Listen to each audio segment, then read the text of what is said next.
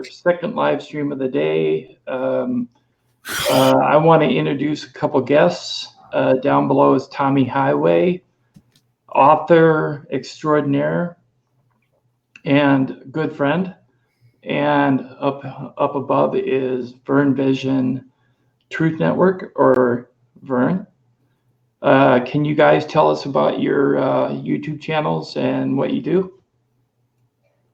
Go ahead, Tommy. Okay, well, I don't really have a YouTube channel per se at this point. I'm basically an author. I've been an network engineer for the better part of, well, just over 20 years now. I began writing books about my experiences, let's say in the last 3 or 4 years, which I'm very grateful to say have been very well received in most cases. I basically got into this subject because there's a lot more going on than I think a lot of people know about and or want to admit to themselves. And I would like to explore that. Okay. Vern? I got a channel, VERNVISION Truth Network right now. My other one got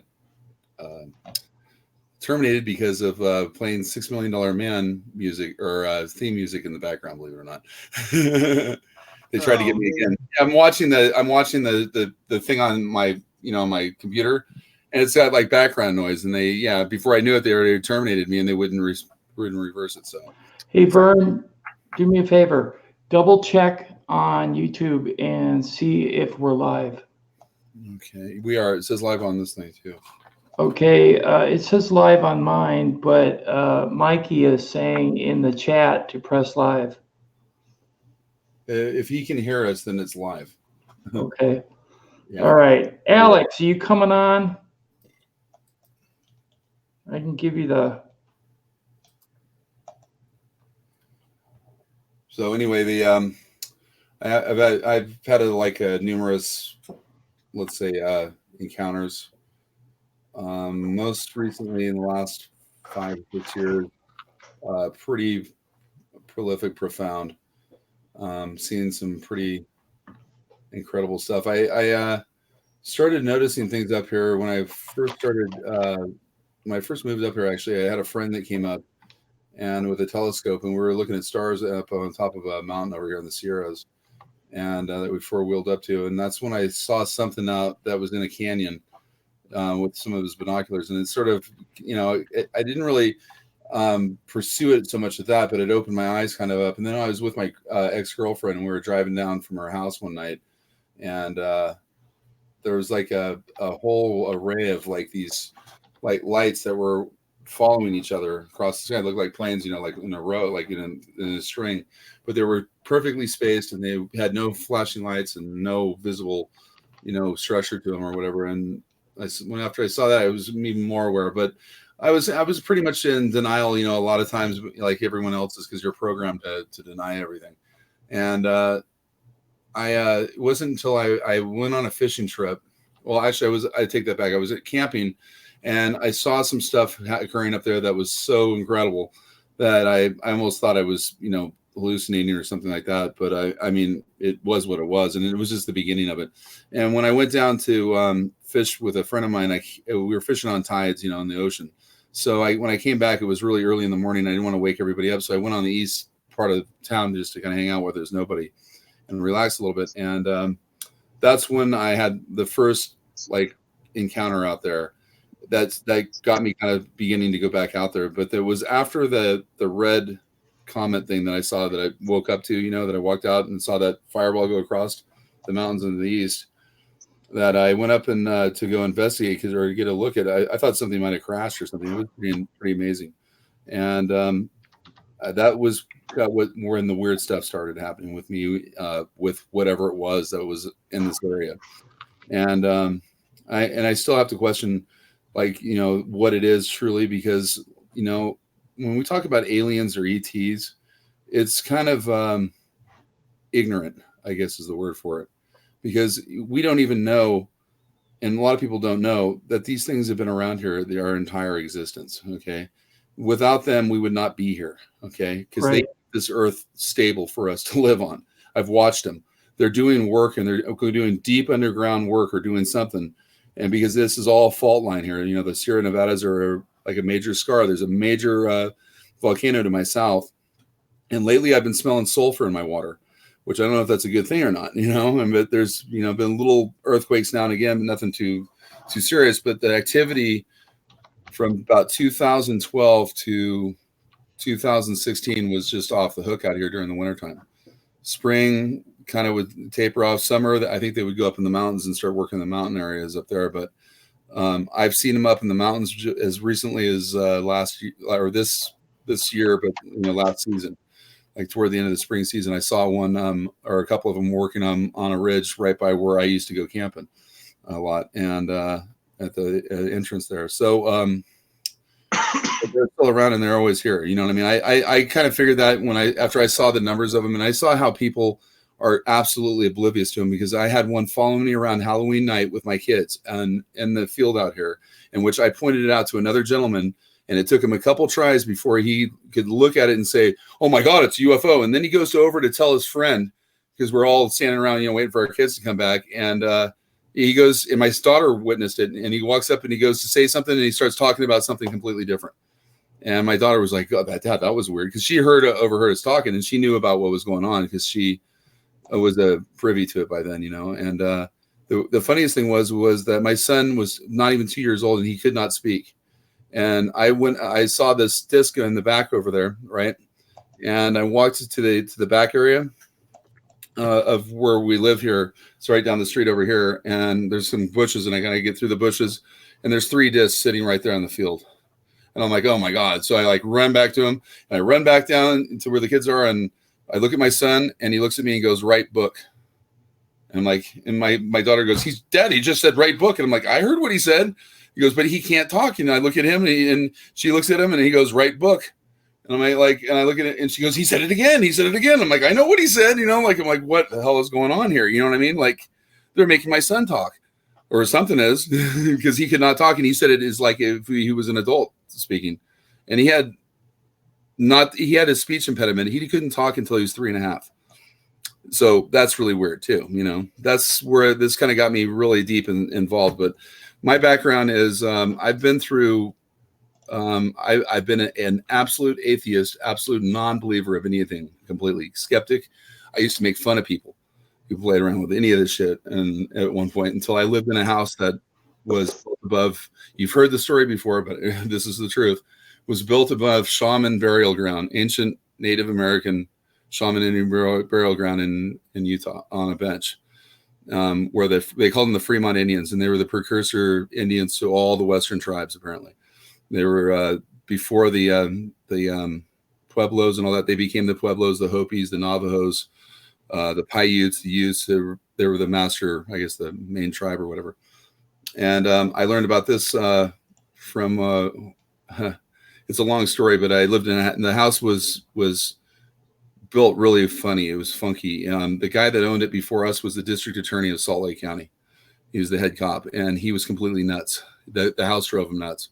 There's no doubt about it, and his kids and everything. Because we went in there to fix the house up, and the house was like 8 years old, and the downstairs was thrashed. Like the kids had wiped their crap all over the place, and like it was like one of those horrendous scenes, you know. And like it didn't dawn on me that it was a haunting or anything like that was causing it, but I should have known when I first moved there. I go into the house. I was just moving in, and there's this dude in the house. I'm like, "Can I help you?" And he's like in a suit and all that. And he's like, "Yeah, this was my house." And like he's like walking around like he's in a daze, like he's high on something. But this is like the DA of Salt Lake County, right? Wow.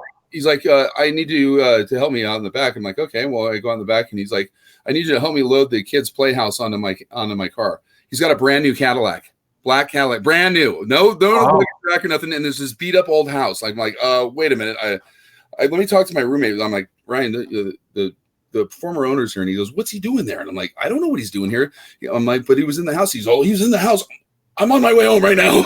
like he must have been doing 90 because he worked for Delta, and he was on the other side of Salt Lake Valley, and he was here like 15-20 minutes, you know. He's like, "Well, telling me to say all this stuff." And I'm like, "I'm not saying nothing to him. He's like the head cop, dude." You know what I mean? I don't want to offend him or anything, you know. But anyway, it turned out that the guy was completely out of his mind. I mean, and he was the head cop.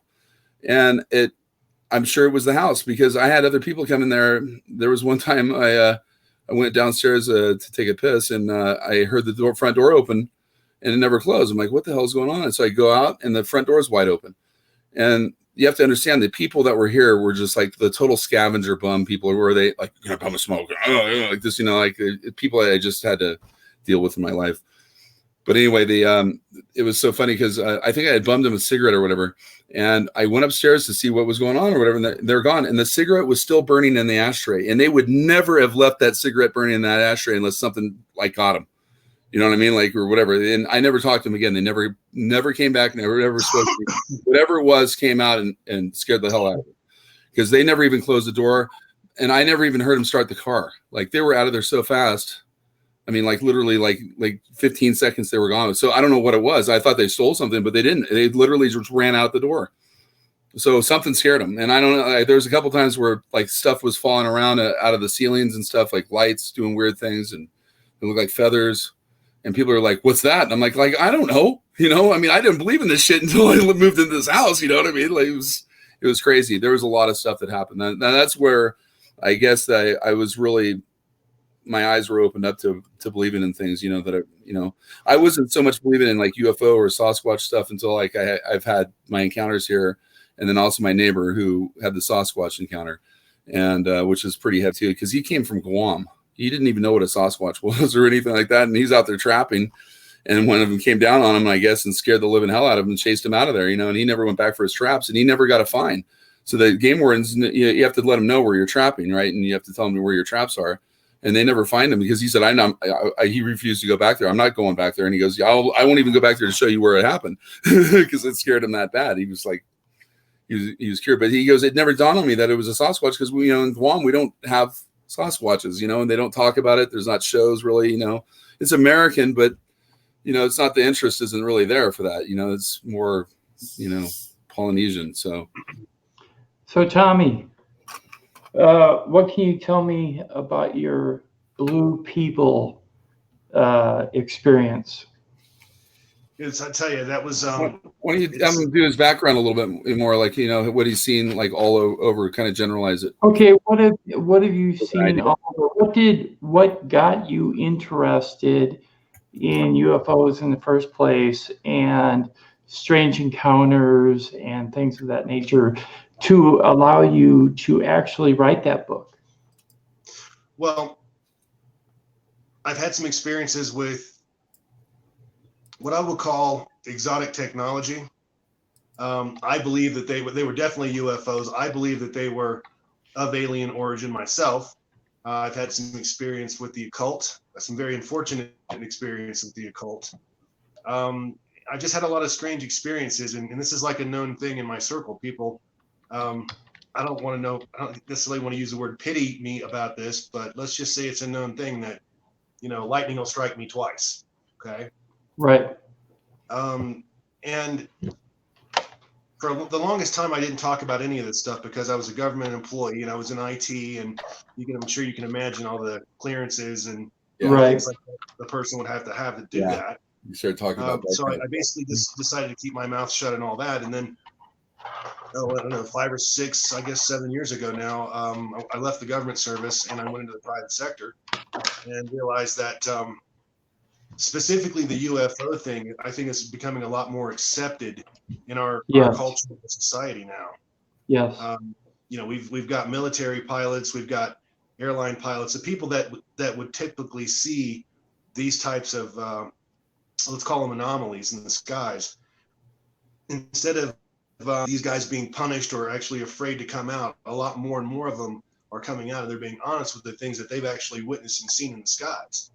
So, I mean, it would really take a hardcore skeptic to deny that there's something high level going on here at this point. Right. But you asked me specifically about the blue people story. Yeah. The year was 1984. Excuse me. I was just a kid, and I hung out with a lot older people for whatever reason. I was just kind of mature for my age. And I had this one friend that had, this is Central Ohio near Cincinnati. I had a friend whose family owned some property in like Central Kentucky, way up in what they call the holler, okay, up in the mountains and whatnot.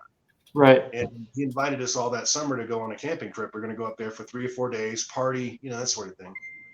So we loaded everybody up in his truck. He had one of those old style 1980s Blazers. You know, I'm talking about the big Yep. ones.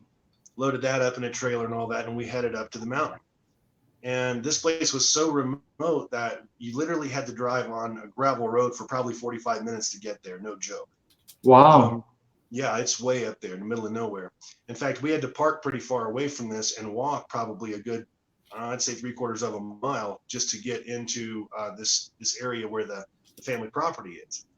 So we all that day, and I'll cut a lot of it out, but we all arrived that day and got our gear out. And as we drove up as far as we could drive, we parked the car or the truck, and we loaded our stuff up, and we started heading through the woods up to where this property was. It's supposed to be like an old farmhouse or whatever kind of thing.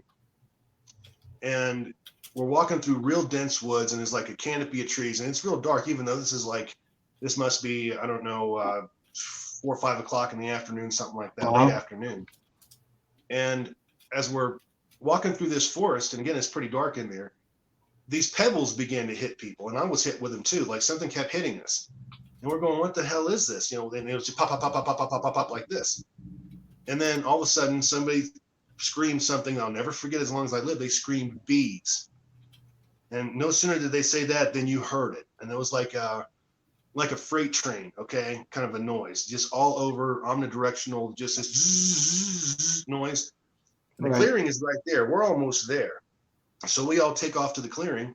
And we finally get there, and at this point, the first wave is on us, and it's stinging us, and it's, you know, all this business, and we're, you know, wildly flailing our arms, like you can imagine. But it turns out that the only thing left of this old settlement, was an old farmhouse, was like an old foundation, and then like this little tin roof shack, real small, and it's just completely, it's like the box that a shack used to be in. Okay, it's that dilapidated. No door in it, all that. So we all ran into this shack, and I got in there, and we started taking whatever we could find and start plugging holes that were everywhere. I mean, this place was a death trap. And we're plugging holes and everything. And unfortunately, a lot of people just dumped their bags and took off running because we really needed that stuff to plug the holes with. Well, as it happens, I had a 2-person tent, like a dome tent. It was very unique at the time because you just pull a string and it would pop up. Right. So I pull this thing out, we pop it up, and there's 6 of us, and we get in this tent, and we're trying to hide from these bees because they're still getting in. It's just that we stymied the flow somewhat as best we could. Well, some of the bees got into the tent with us, obviously, and one of them stung one of the girls that we were with right in the corner of the eye. I mean, like the worst possible place you can get stung. She got it, yeah, and her eye went. I mean, it like a grapefruit, just a matter of seconds. But the thing, and she's screaming and all that, and the bees congregated on this tin roof, and they made this unbelievable noise. It was so loud.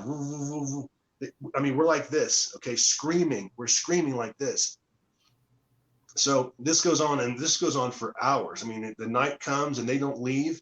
And then finally, the next morning, as the sun comes up, it stopped. The noise was just like that, like somebody turned off a switch. And this girl's in bad shape. I mean, I'm thinking she's going to be disfigured. Okay. That's how bad this really is. Wow. We're all stung up to pieces too. I had dozens of stings. I'm sure everyone else did too. So we get up that morning, we check to see if the coast is clear. We grab that girl and we take off back through the forest. And we got to go right back through where these bees came from. All right. So all 6 of us, well, 4 of us, and then we were carrying the other girl. We ran as fast as we could, 3/4 of a mile through the woods, as quietly as we could. Never saw another bee. Jumped in the truck, and we headed to find a hospital. We ended up at this little convenience store in Pig's Knuckle, Kentucky. The place is run down. The place has got like gas pumps with globes on top. Okay. Okay. I've seen them. Yep. Yeah. And which in mid '80s they shouldn't have been there. But anyway, so we go in, we talk to the guy that's running the store, big fat dude. He points us to a clinic way up in the mountain. So we get back in the truck and we drive. The guy kind of draws us a map, and we get to this clinic. It's up in the middle of nowhere, up in the hill, and there's nothing else around it. It's just like an old white block building that really needs a paint job. I mean, like there was an ambulance, like a medical wagon in the parking lot, looked like it was from Ghostbusters. Okay, that old kind of Cadillac or whatever kind of thing. Right. So we jump out, we take the girl in, And there's this little nurse standing there, and this woman is ancient. I mean, she looks like she was probably there when they built the place, and the place is 100 years old. And we explained to her what's going on, and she's like, and she's standing in this hallway. And as we're approaching her, she's like, whoa, stop right there, stop. What's the problem? And we told her what the problem was, and she's like, okay, take her into that room right there.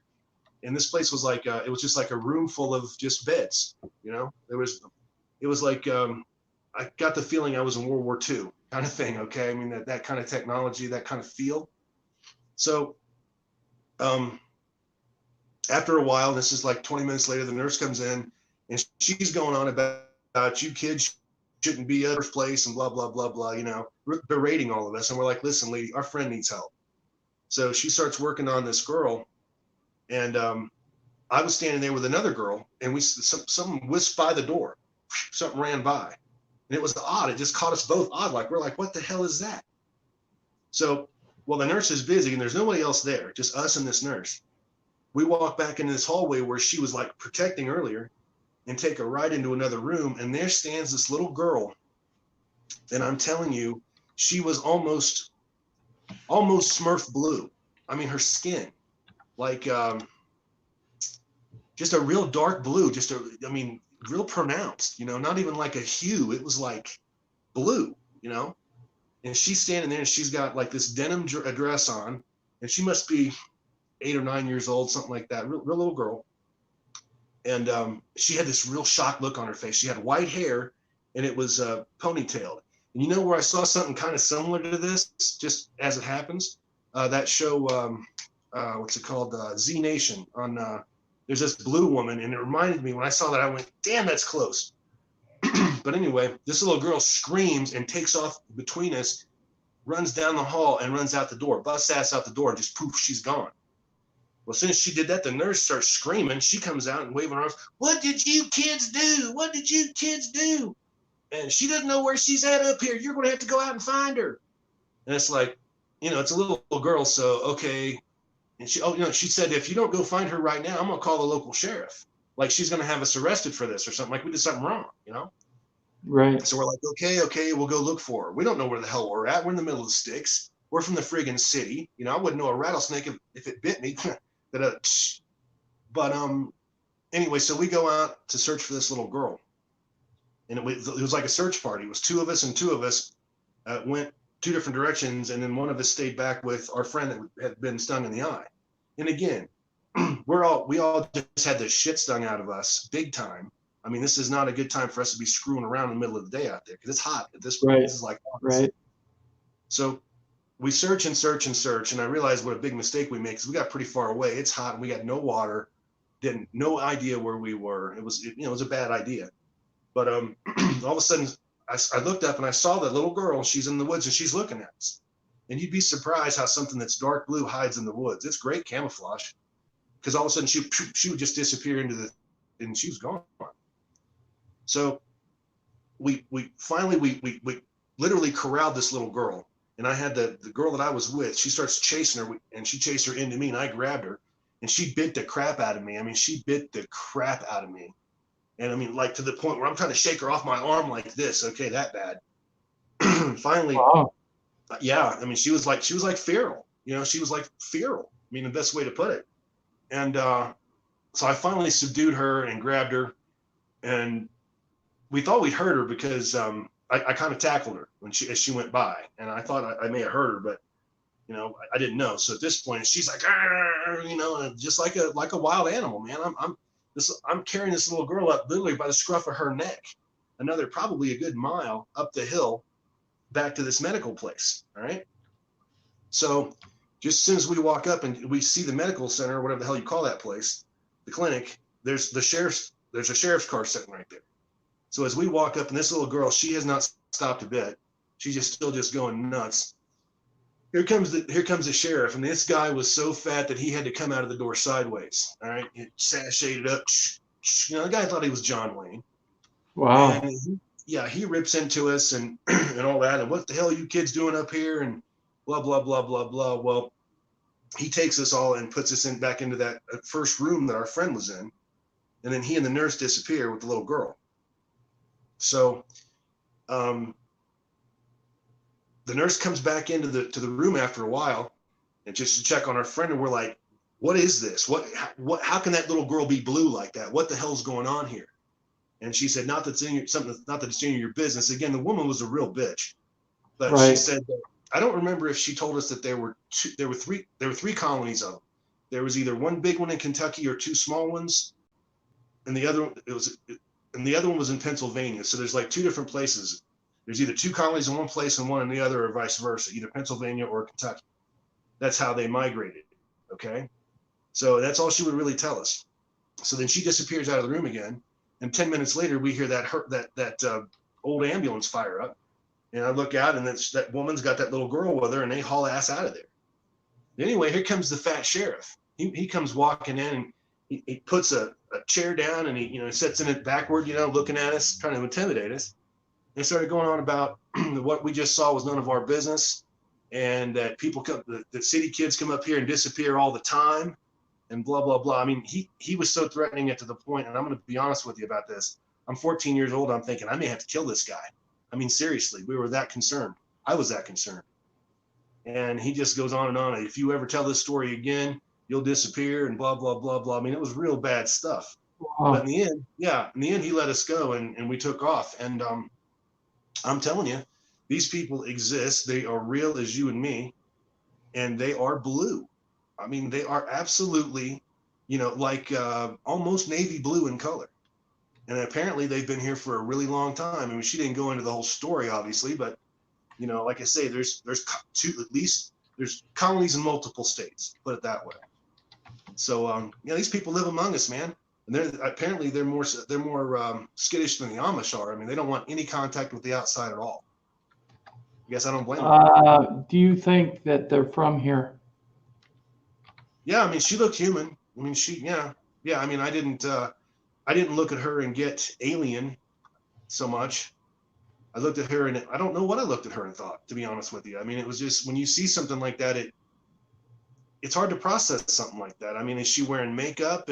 But you could just tell that it wasn't. I mean, it was, it's this little girl, and she's as blue as, almost navy blue, real pretty little girl. I mean, she had, good features and all that. And again, I just saw her for a few seconds before she went all zombie on me.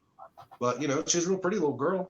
You ever see the guy that drank too much colloidal silver and turned blue, and they called him Papa Smurf? Yeah, I saw him. I see that guy with the beard. I wonder if there's something in the water there that might be causing, or something in the land that they're living in, or something that they're doing that's causing that to happen. Yeah, I've seen that guy, and she was more. Well, I'm saying that maybe they do this. Maybe there's some kind of a chemical that they ingest, or something that they know of exclusively. Maybe there's some reason why this is happening. Yeah, I mean, it's hard to say, but apparently they've been around for a while, because she told us that she was the one that takes care of the blue people, and so, the nurse did tell us that, and that was one of the things that, again, she was somebody that she was probably in her 90s. I mean, she'd probably been around since the First World War, and she was just nasty, and she did not want us around there at all.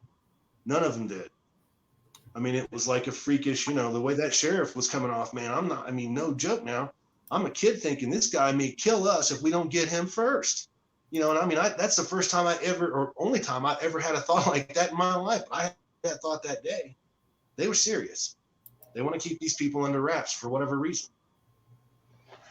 See, okay, looking at it from the terrestrial viewpoint and ingesting chemicals and making maybe their skin changing color, I accept that as a plausible possibility. But I also think that it could be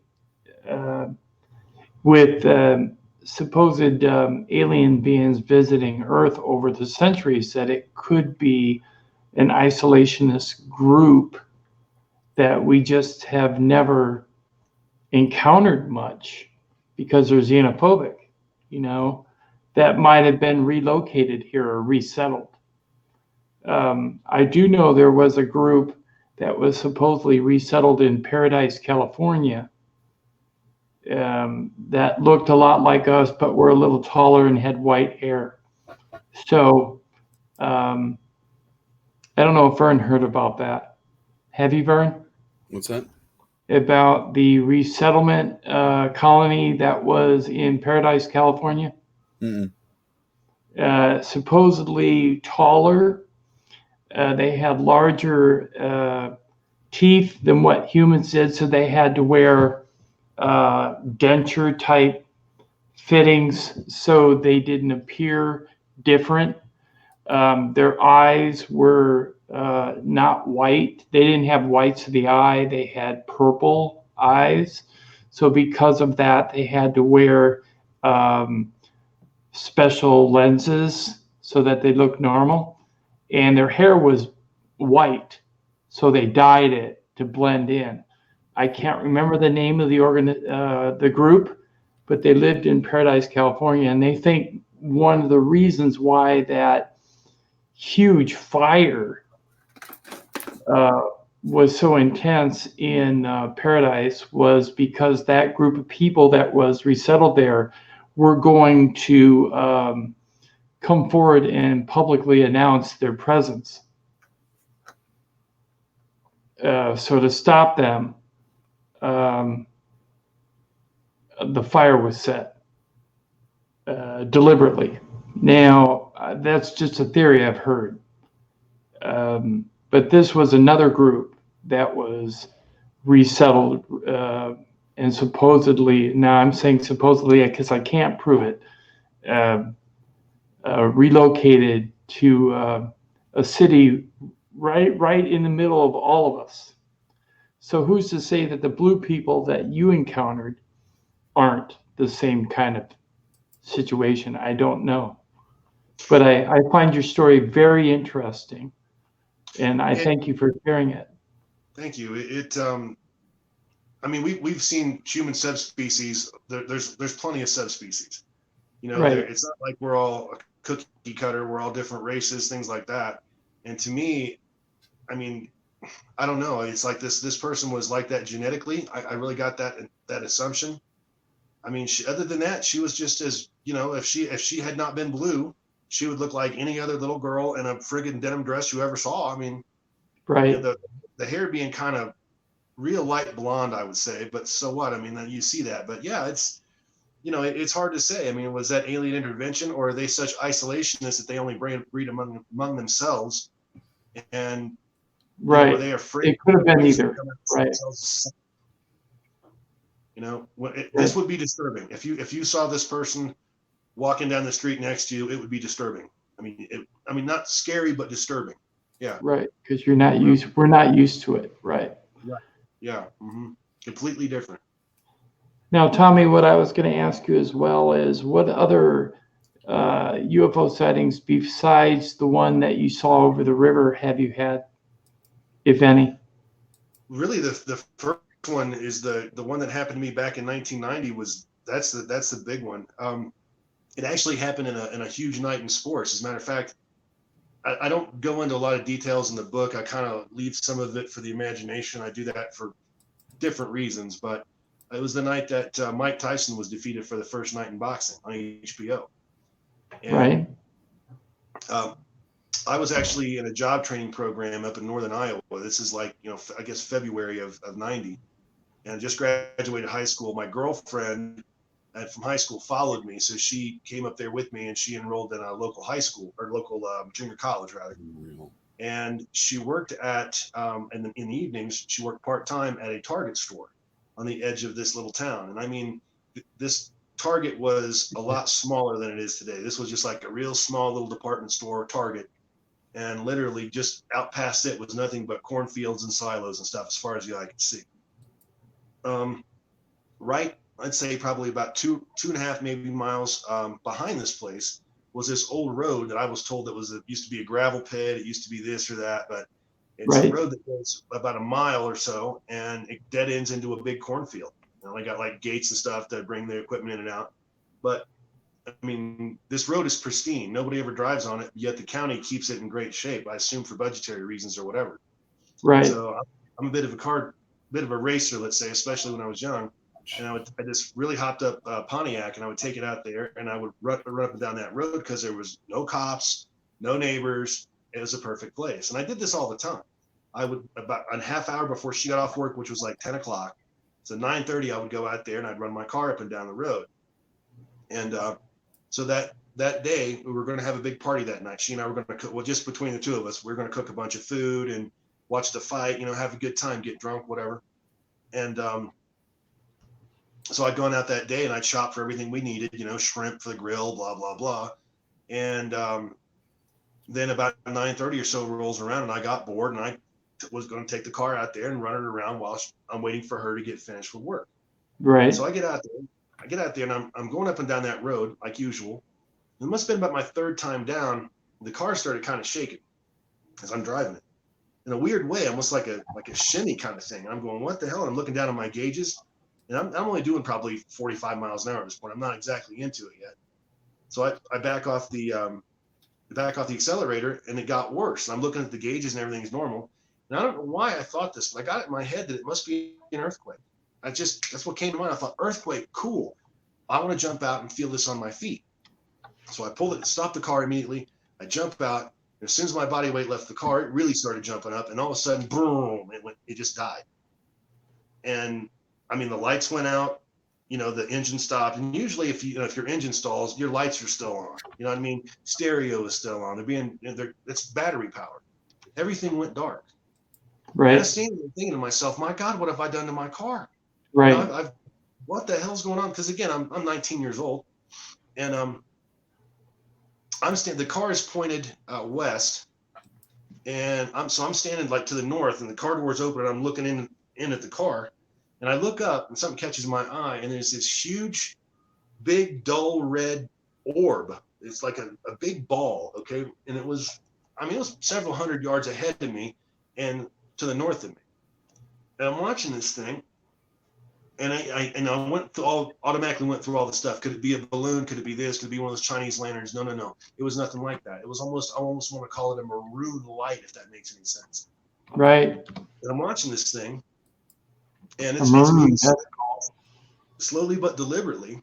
And it got to about right to, let's say, my probably 1 o'clock position.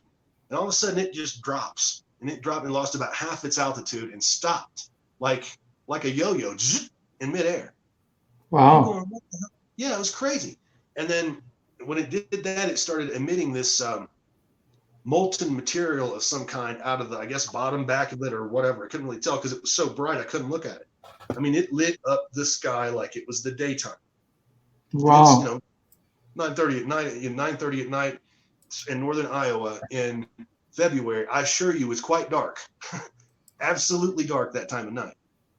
And so then it stopped doing it. It let that stuff go 2 or 3 times. It stopped doing that. And then it started gaining altitude again and kind of moving toward the south again. So it's almost like moving in a diagonal way.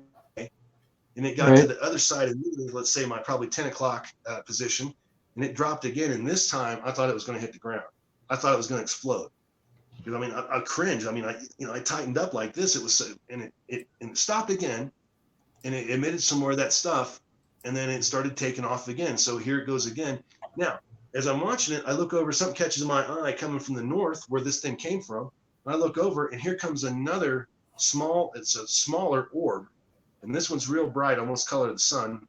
Wow. And it's moving, it's going, and I'm looking at this and it's got my attention. As I'm looking at it, it crosses the road or where the road would be out there in the field. Then all of a sudden, another one of these little bright orbs comes right over my shoulder. I remember scared the crap out of me. I was already scared. And this thing just, I mean, it shook me because it came over from behind me. So the one that came from the north, it met up with the large object and just disappeared behind it. And then this one that came over my shoulder, it rolled up right next to it. So imagine like a basketball being straddled by 2 ping pong balls. Wow. Okay. Yeah. And they sat there and it wasn't a quick thing. I mean, this one didn't seem like it was a matter of a couple minutes. I mean, I felt like this went on for 10, 15 minutes. And I'm watching them and they just sat there. They didn't do anything. And then after a while, the big one, I call it a swirl of light in the book, but it's just because it's easier to explain it. But it was like thousands of little twinkles of light would appear in the big one. Then they would go out. And it did that several times until all of a sudden, it became the same color as the other 2. And as soon as it did that, all 3 of them went shot straight up together. And they were, I mean, they get thousands of feet, tens of thousands of feet probably of altitude, just like that. I mean, Wow. I could still see them, but they look like one object at this point. And then after just a few seconds, they took off to the south and just disappeared. Now, as soon as they left, my car comes back on. I don't mean that the engine turned over, but the car came back on, the lights and the stereo, which is blaring static. Okay, just blare. Wow. And so I jump in the car, and the stereo had those rocker buttons where you push one side of it and then the volume goes up, and you push it down, it goes down like that. So versus waiting for that static, to go down, I just went ahead and hit the power button. Well, right next to the power button is a clock. The clock is flashing 12:01. Now, I drove this particular car for 13 years after this incident. I had the battery out of it, I don't know how many times. This car was even hit by lightning once. And it never reset the clock, ever. So I get in the car, and I'm half curious to see whether or not it's even going to start. I turned the key and vroom, fired right up like it always did. And I remember being tempted to try to get back there in the field to see if that stuff that dropped out of it left a burn mark. But then I thought, what if I get stuck back there? Plus, I may be late to pick her up. I have no idea what time it is. There's no cell phones. So I get in the car, I whip around, and I come back up, and I get back out on the main road to go to pick her up at that Target store. And so I turn the stereo back on just to see if there's a news station, like the college news station, to see if anybody else is reporting this. Right. And I noticed all the preset buttons, the electronic preset buttons on the stereo are reset like factory. Okay. Oh, wow. That also never happened the entire time I owned that car. So it reset the car is what happened. So I get to the back of the Target store where she worked, and I pull in the service entrance like I always did, and I come around the front, and everybody's gone. I mean, every light that they turned off was off. It wasn't 24 hours back then. Right. And no cell phones, no anything else. I don't see her standing there. So I get in the car, and we live maybe 2 miles in a straight line from this place. I mean, it's just a quiet little town, that time of night, no traffic or whatever. I get home within 10 minutes, probably less than 10 minutes. I pull into the house, and I know she's home because every light in the house is on as usual. And I come in the door, and she's standing there at the dining room, foot tapping, and she's just pissed off, and she's screaming about responsibility and blah blah blah. And I'm like, but listen, and I had to look completely freaked out by what just happened to me, man. I mean, I can't believe she didn't see that. But finally, I got her to calm down, and I said, listen, I can't be that late anyway. And she grabbed me by the wrist and led me into the kitchen like a little kid, which she liked to do that. And we had one of those battery-operated clocks from Target on the wall, the obligatory clock everybody has. Yep. And sure enough, it was 11:30. Now, I got out there right at 9:30. I know that for sure. So between my drive there and back and what went on there must have gone on for like 90 minutes. Okay. Wow. It didn't seem like that. It seemed like 10, 15 minutes. But when you're looking at something like that, I guess, and you have such sensory overload trying to make sense of what you're seeing. I guess that's good. I don't think I got abducted is what I'm trying to say. Right. So anyway, our evening is ruined. The fight's coming on in like 20 minutes. I still want to see the fight. She's mad as she can be. So we go upstairs and go to bed, and we had like a 20-inch TV that was set on a chest of drawers, and I turned that on, and we still had some time before the fight came on at midnight. So I'm flipping through the channels, and I land on the local news station, Channel 13 in Des Moines. I think it was Channel 13 in Des Moines, which is about an hour and a half south of where we were. Yeah. And people were reporting it all over the state. Strange lights in the sky. Somebody even reported a fire in the sky. Wow. Okay? So I turn and look at her, and I never forget the look on her face. She's like, "You were telling the truth?" I'm like, "Yeah, I was telling the truth." I mean, think about it. I'm late to pick her up for the very first time, and of all the possible excuses I could have come up with, I landed on UFO. Right. That was the end of our relationship. I knew that was it right there. I can't do this. Yeah. Right. But for real, I'm not with that woman to this day, probably because of this incident. Right. Yeah. I can honestly say that I had the opposite experience. I was a believer in the subject, but I had never really had a close sighting. But I was sitting watching the evening weather report in my apartment one summer, and I think that was in 2010. And I remember that my girlfriend of the time said, Tim, you need to come outside. I'm like, why? I'm sitting there going like, why? I don't want to get up. I'm watching the weather. And she said, because it's important. I said, well, why is it so important? She said, well, there are UFOs flying around out here. And I said, yeah, right. Even though I was still a partial believer at the time. She said, no, come on outside. There are UFOs out here, and there's at least 12 people watching. I said, oh, wow. So I went outside, and there were 5 at the time. There were 5, I would call them rectangular shaped objects that had rounded corners that appeared to be on fire. Kind of like a lava lamp. The flames were morphing into each other, then licking and wrapping around each object. But they were in place, almost to a military precision, separated from each other in a straight horizontal line. I saw a 6th one come up over a bluff and drop down into the valley and join the other 5, evenly spacing itself. Then the 5th one from the left, so it would be, you would have your 6th one and then your 5th one, okay? The 6th one was steady, the 5th one was tumbling end over end. And then the rest of them were stationary, okay? They weren't moving, but they were still on fire. You could see the flames moving. I would say it was a dark orange, amberish color. The neighbors thought that they were fireworks because they couldn't wrap their head around what they were seeing. There were 12 of us that saw it, 7 adults, 5 children. And I say the children ranged in ages from, say, 13 all the way down to maybe 5. The kids were all freaked out. They went and stayed in a community room that night because they thought these things were going to come back and land and take them away. The adults were freaked out because they were so close. They made absolutely no sound. We tried to photograph them with our cameras, and at the time, cell phone cameras weren't as good as they are now. But we tried to photograph them with our cell phones. They would not come over our cell phone viewfinders, even though we could see them right in front of us. And we figured they were probably 50 feet away because they were right across the street above a funeral home. And we had 1,000-foot cloud cover that night, according to the weather report.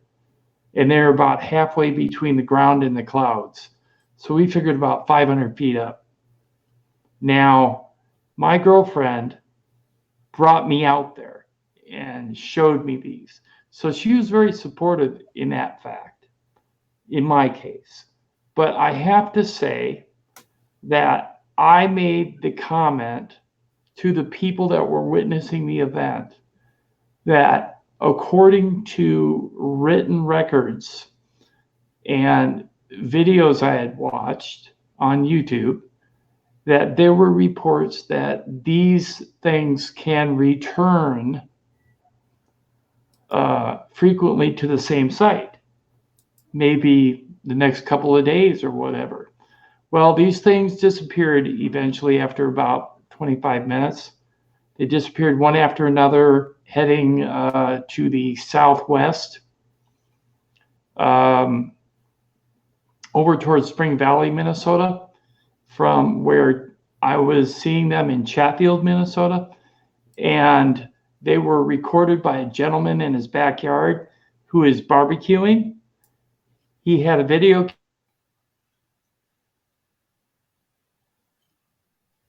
Uh-oh. I think we lost him. Yeah. He's had some trouble about this time with his stream. See if he comes back. Oh, that's just gotta irk him. I'm back. I don't know what happened. I got booted. Anyways, so he was recording him with his video camera in his backyard. Now, those lights were clear on the film, and they were shown on NBC, Channel 10 in Rochester, Minnesota, on the 10 o'clock news. And I think it's still in the archives at KTTC, Channel 10 News in Rochester. So if anybody wants to check that out, they just can Google that station, and they should be able to view that footage. It happened in 2010, so you may have to go back a few years in the archives. But it was the same lights that we saw. 2 days after that gentleman filmed them, my girlfriend said, Tim, you got to come outside. You got to come outside. I'm like, why? She said, they're back. I went outside. There were 3, and they were right above the funeral home. Yep. Rectangular, on fire, just hanging there. 3 of them. Wow. And not the 6 that we saw originally, but 3. And then they just disappeared to the southwest again and were gone. And I never saw them again. But that was the closest sighting I've had, and that made a big impression. Now, my last sighting that I had, and I think I told Vern this one, I live in an area of the country that has a lot of bluffs, glacial created bluff country. And I was coming down a bluff into a valley, and the road kind of curves around the bluff, hugs the bluff, then comes down. And when one moment you may see some lights to your right over the trees, when you go around the bend, it's going to be to your left. Okay. So I was coming around a bend. It was probably about 7:30, 8 o'clock at night in July. So it was still light, but starting to get dark. Come around a bend, I saw some silver lights above some trees. I thought, oh, that's just farm lights. Come around the bend. Here I see between 2 bluffs suspended in the air, it looked like a silver cylinder, and it had white, red lights. So white, red, white. And it kept flashing that way. White, red, white. Constantly. White, red, white. Okay? All right. I pulled over to the side of the road at the end of one of these driveways that I saw along the road, and I got out of the car, and I leaned up against the car, and I took a real close look at it. And as I got out of the car to lean up against the car to look at it, all the lights that were red stopped flashing and turned bright white. Then this thing shot off to the top of the ridge next to it, to the bluff that I was looking at it. And it held there. It got really bright white and blinked out. Gone. I reported it to the local airport tower and to the local sheriff to see if there were any other sightings or reports. No. I was probably one of the only witnesses that came forward that I'm aware of. I reported it to MUFON. MUFON sent out a field investigator, and there has been a report made in that regard. So that was February of last year, and I haven't seen any since, but that was my most recent. What about you, Vern? What's that? When was your last sighting? I told you the one Well, I mean, I see things around here regularly. I mean, there was the other day that I saw the triangle thing out here. You know, that Jackson. So, Right. like any matter of a day or two, 3 days, if I go out, you know. Right. You saw that disc going over your house, correct? Yeah, that was like what, a week ago or so. A week ago, yeah. Didn't Well, you? it actually is a total disc. I saw a circular thing that had like broken up lights on one side, and it was pulsating as it went over the house, and it was like, I think it was rotating. And it was big. It was as big as an airliner, or bigger. It was huge. And I was out there streaming, and my phone shut off or something, or shut. It went into like, I don't know what it was, but I couldn't get the stream back up or whatever. And I tried to get the camera on, and it was like facing the wrong way. And I was like, oh my God, it was just terrible. By the time I got everything working and everything else, it was like long gone.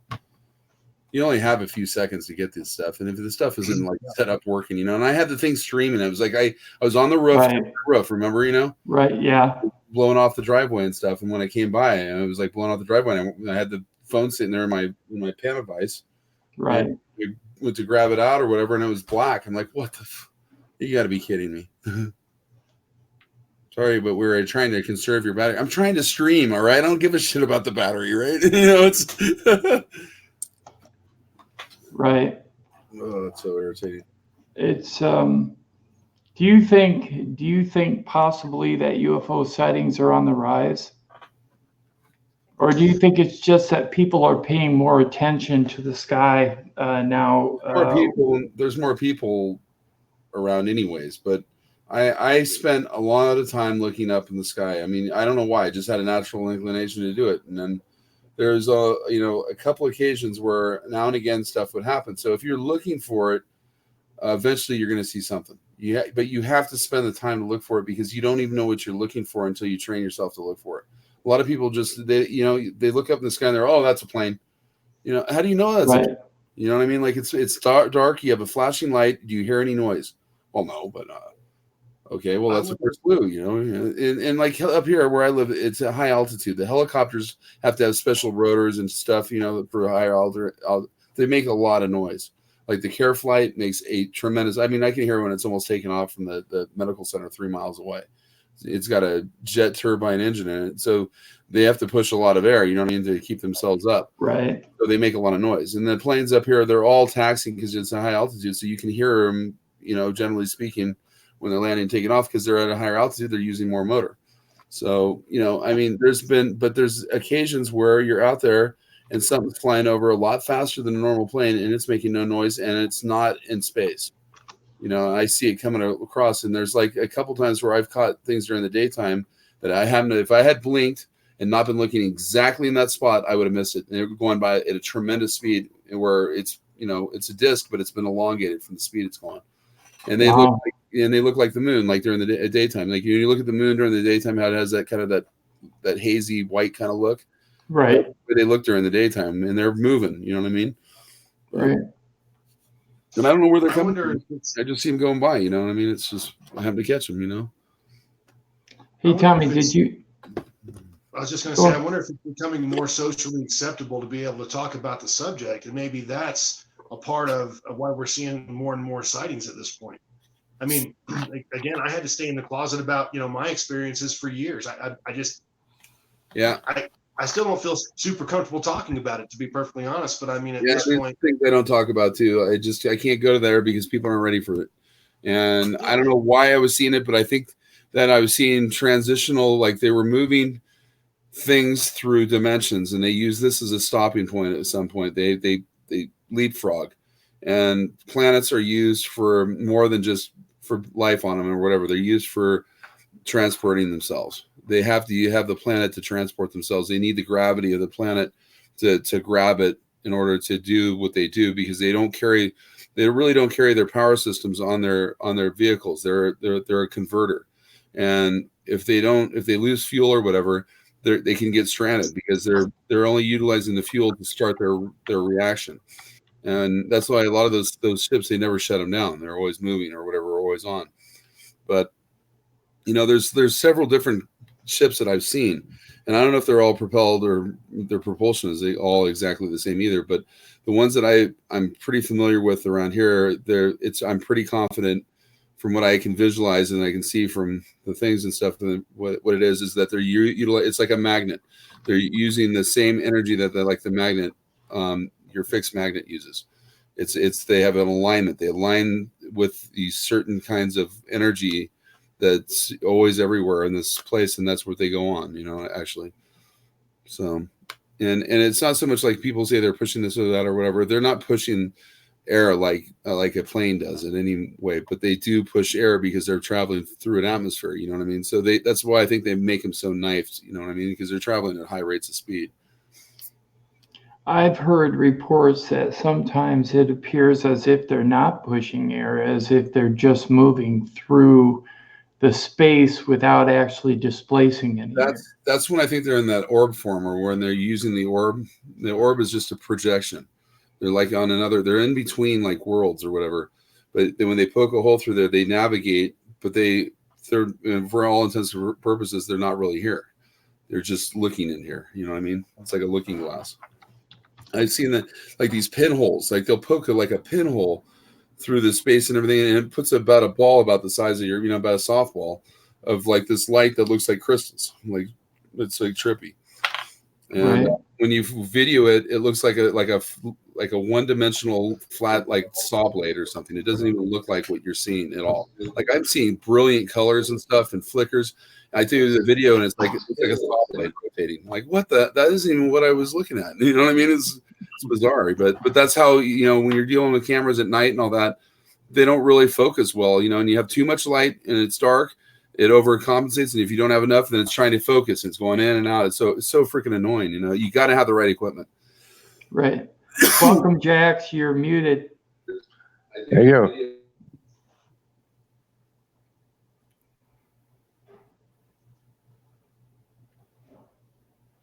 Doing all right. You're kind of muted still. What's going on? We're talking about UFO sightings and how UFOs move through the air and propulsion techniques and things of that nature. Yeah. Do you think, now I have to ask, do you think that the Tic Tacs sightings are ours, as the U.S. Navy is now claiming, or the U.S. Air Force is claiming? Do you think they're ours?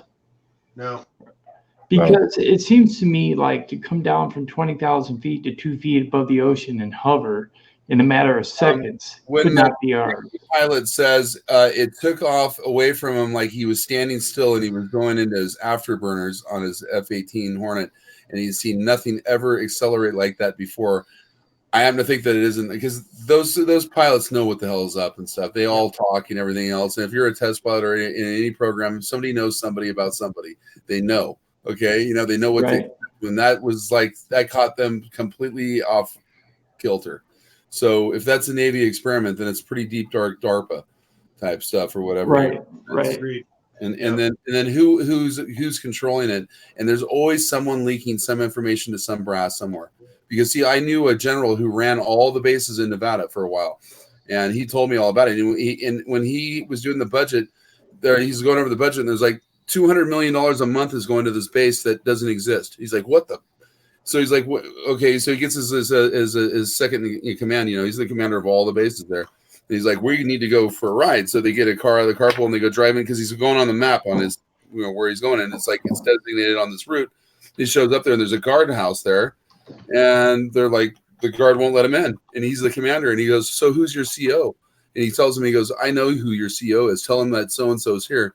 And he goes, well, I'm under orders. He goes, I'm a general. See that? Your commander is a colonel. Okay, so get on the horn. And he's like, he gets on the horn and he goes, he tells the CO, he goes, I'll be down there in 5 minutes. So he gets down there, and it's like he knows him because they flew together, right? Right. So they're like, come on in. It was a stealth fighter base, is what it was, man. He goes in there. He goes, they wine and dine these guys because they're afraid of him, like defecting with the plane. So they made it absolutely. He said, you thought Saddam Hussein had it nice. And he goes, with gold fixtures. He goes, they had gold toilets in this place. all your tax money gone. And he goes, 200 million or something like that, $200 million just to support these guys. We were spending $200 million a month just to support these guys, feed these guys, wine and dine them. Wow. That's how important they were. But it was like, you know, when you're looking at this budget and they're like, he has to go to Congress and tell them like why they're spending so much money. You know, he's have to have some kind of explanation. It was like $200 million was over half his budget. You know, it's like, where the hell is this shit going? You know, is somebody pocketing this? You know. Sweet sketch number 3. In regards to your comment, I would say, You just read even if they had flags on them and they were ours, I don't think that they would reveal the technology because it would completely tip the balance of power internationally. But you know, one thing about us is that even on our SR-71s when they were in test phase, they were marked with U.S. Air Force on them. They were. Yeah. Wow. They're just very concealed, but they always put the United States on there because they have to. Because if the fighter jet's up there flying and they're testing one and he doesn't see it, he's got to see that it's ours. So they're going to mark them. They're going to have them marked if it's ours, or if not, they're not. You know, it would have to outmaneuver their ship. I guess it isn't the marking that I'm questioning. What I'm questioning is, would they actually reveal that type of technology if it was that advanced? Because it seems like it would tip the balance of power internationally. Up in the mountains over here, and they're testing stuff all the time over here in this valley from Fallon, where the Top Gun is, because they're using the Top Gun pilots to test whatever it is to try to shoot down whatever it is, and they've got something that I've watched out there doing circles out there, which it's covering like hundreds of miles in a few 10 seconds doing these wheels, and I mean it's full afterburner. Whatever it is, and it's leaving contrails that are like long, like doing big ovals, and it'll do 10 or so ovals and then take off. And it's probably like an SR-71 type plane. I don't know, what it is, but then there's another one that leaves these puff marks, like they're like when you smoke like rings, like low smoke rings. I heard that's the TR-3B. I don't know. I've seen triangle things come out of flashes out there. I saw that one night with Chris.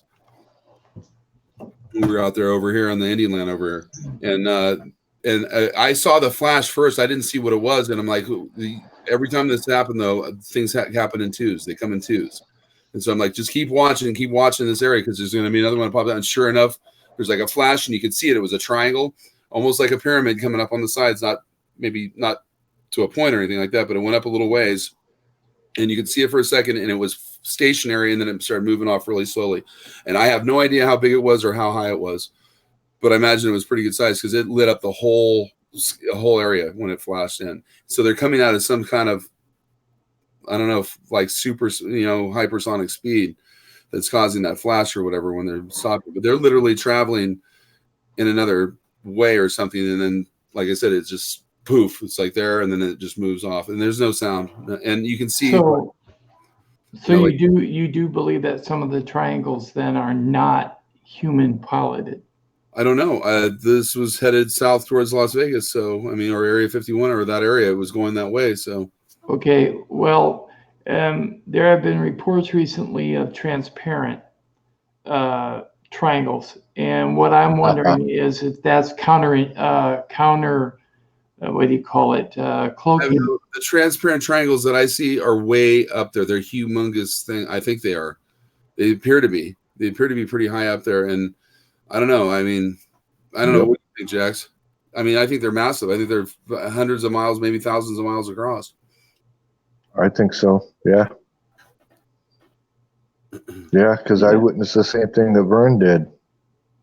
I only witnessed it once, but I was there. Right. Alex, go ahead. And the thing is that, like, as far as putting flags on them, I don't think they would put flags on them if it's supposed to be secret. Oh, yeah, exactly. They're not going to put flags on it. Recently, I want to know, I'm to think where I put in there was a bunch of reports that got leaked about it being actually the military shit, you know what I mean? But it asked a pretty good question. Yeah. I mean, the thing is that, I mean, think about it.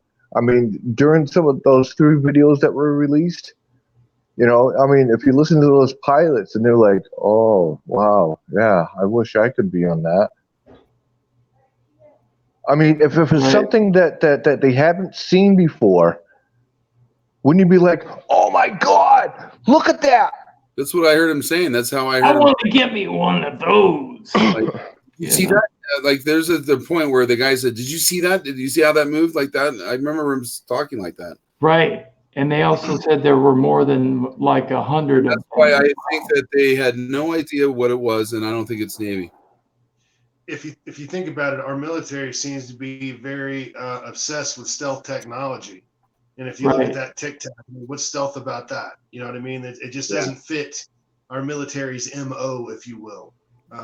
Right. Multi-angle, blah, blah, blah. And it did make a pretty big radar signature. That's why they sent him over there, right? I mean, it was moving, it was making a big, so it wasn't even trying to conceal itself. Right. Do you think that maybe some of the Tic Tac shaped vehicles could be ours, though? Maybe they're mimicking the technology with drones? I don't know. I don't even know if they really even have a disc or not. I don't even know if they've, you know what I mean? Even if it's drone technology, you have to look at aerodynamics and physics, terrestrial physics. Right. And anything, it's like, I like what one of the radar operators, one of the older guys, was talking about. If you've watched the videos on the Tic Tac thing, he's like, if anything else moved like this thing moved, it'd be breaking the sound barrier. Boom, boom, boom, boom. Right. Boom, boom, boom, and it would be breaking itself apart. And anybody pilots would be dead. Yeah, I mean, it would have to be pretty stout to be able to make those maneuvers, and being depending on how heavy it is. Because if it was a plane, it would just break it apart. You know, right? If you think about wireless communication, and you know, when like if you're flying a drone, okay, there's still a delay from the time that you make a move. There's still a statistical delay in between the time you make the signal and it's received and interpreted. All right, this Tic Tac thing, even if it were remote controlled, I mean, it still doesn't make any sense the way it moves like that. It's just, it was reacting to the Imagine how hard it would be to control something at that speed with other objects around and everything else without running into something too. You know what I mean? Like, you know, if it was remote control, it would probably be clumsy flying. You know, it wouldn't be deliberate like this thing was. This thing, it was satellite control. This was a satellite computer control where they just put in coordinates and say, you know, and have its own guidance and avoidance system, you know, like they do on cars now. You know, I mean, they can easily do that. They've been able to do it for a long time. I mean, robotic planes are nothing new. They've been flying them since the 50s, but sure, even earlier maybe. But there was a comment made in the chat. Davey34 said, breaking through sound barrier means that the subject has to be moving through the air. So the Tic Tac, if it's actually moving through the air, that's how it's breaking the sound barrier. Unless it's somehow creating its own space. And I wonder if that's not what's happening. That's because maybe if it's transporting itself, it appears that it's moving, but it's actually transporting itself in a different way. Instead of, you know what I mean, like traveling conventionally linearly, it's traveling like in a phase in between or whatever. It's just, but it's not quite the technology where you jump, you know, further. You know, it's like, but it's not moving the space around it the same way as if you're pushing it like as a car or you're walking or whatever. You know what I mean? Like right. From watching the Tic Tac videos, I don't know if any sound was reported. Was there sound reported with the Tic Tacs, Tommy? Not that they reported that I heard about, but then again, you're also, I mean, if there'd been a bunch of sonic booms, they would have heard that. But they're both in very loud planes. Those planes are so loud. The F-18. Yeah, they probably wouldn't have heard. If you've ever been to see a Blue Angel show, you know they're just tremendously like they're not hearing anything, but they're not going to hear like it's hunting or something like that. They're not going to pick that up. I would. Yeah. They might feel like concussions from, like you said, the sonic booms, you know, and stuff. But I don't think they're hearing anything. They got helmets on and they're all wired. You know, they're not hearing nothing. Well, the guys on the ship would have heard all those sonic booms. Yeah. I mean, if they're within visual range where they can put those big binoculars on it, they're going to hear sonic booms. And there might have been people out there fishing too, like in sport fishing boats or something. You know, they could have heard stuff too. Alex said the technology supposedly had an outer shell that vibrates, allowing it to not make a sonic boom. Could be. Very And possible. It would be like a harmonic, disturbance that matches the sonic, disturbance, because that's a harmonic. I think too. When it does that, it's harmonic. They also say if they can put like a gravity bubble around something like that, then terrestrial physics no longer apply. Essentially. Yeah. Right, because then you can get rid of like that because you don't have forces on the pilots on the inside. You don't have any gravity pulling and no resistance, so there's nothing to pull it apart. You're not feeling any, but that's going to be entirely a totally different, way of propelling. That maybe depending on the fields that you're using that they're propelling themselves with, maybe it automatically naturally makes that field for them too. Let's assume for a moment that they are alien, like that, because they did report that they saw something under the water there during the Tic Tac incident and all of that. Let's assume for a moment that they are. I like the word otherworldly better. Okay, otherworldly. Extraterrestrials. Okay, but my point being is that if you've already got interstellar space travel figured out, you got that down pat, you don't have a problem with the depths of the ocean. Okay, there's no issue because you're traveling through worlds and stuff anyways to travel that far, so you're all on another level completely. You're not even traveling. Sure. So I ask you, where's the one place on this planet that we cannot go? The depths of the ocean. The center of the earth. Yeah, we don't know what the hell's going on down there. We don't even have drones or anything that can get down to that deep. So if they were up to something, if they wanted to establish a base or something like that without interference from us, I would think the depths of the ocean would be the way to go. And Bob Lazar even reported that he was told that the sport model, I believe, that the craft that he was working on, if you believe him, was actually taken from underwater somehow, that it came underwater. He has made that statement.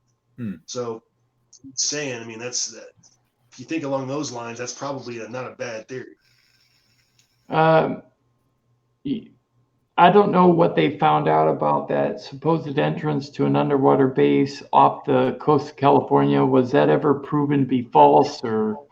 I don't know what happened with that. I know what you're talking about, though. Yeah, that was supposed to be an underwater base of some kind. I don't know if it was a human base or otherwise, but yeah. So the theory of underwater bases has always been around. There's a lot of USOs that have been seen by fishermen, and I had a friend that was working in Alaska on a salmon boat, and they saw something come up out of the water that was like two ovals interconnected like chain links, and it was green, and it flew off. He told me a long time ago, and at the time I didn't believe him. But after doing the research I have over the last 2 years, I'd have to say that was probably a USO. Now, whether it was ours, I couldn't tell you. I couldn't tell you, but it was very incredible what he saw, and he quit the same day as a salmon fisherman, and he never went out back on the water. Wow. He was that freaked out by it. Who is this? Yeah. It's a friend of mine. His name was Phil Bailey. I used to date his mom, so that's how come I know. But yeah, this was a while ago.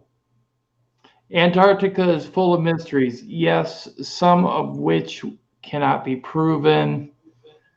And there's a lot of stories but I can't justify any of them. What about you, Vern? Do you know anything about Antarctica? I've heard stories and stuff, and the only thing I know is that there is a hole where the South Pole is. I've seen pictures of it in aerial photographs that is really unusual, because when they try to stitch the bottom of it on Google Earth, it doesn't work out. Have you ever tried to look at the bottom, how Right. it's solely fake. It's solely garbage. They use vector rendering animation or whatever, and it's not even like the thing or whatever. But if you go on Google Earth and you go all the way to the very like 1940 timeline, like you pull the timeline over, and it shows you the old maps. Yeah. Where if you go up there and you pull it across, you can see the hole for a second. They didn't edit it all out, I guess, for some reason. But you have to drag it over, then you have to like zoom in and out or whatever while you're doing it, and you'll see the hole. And it's I've heard it's like the size of about like 7 or 8 747s if you were to put them across.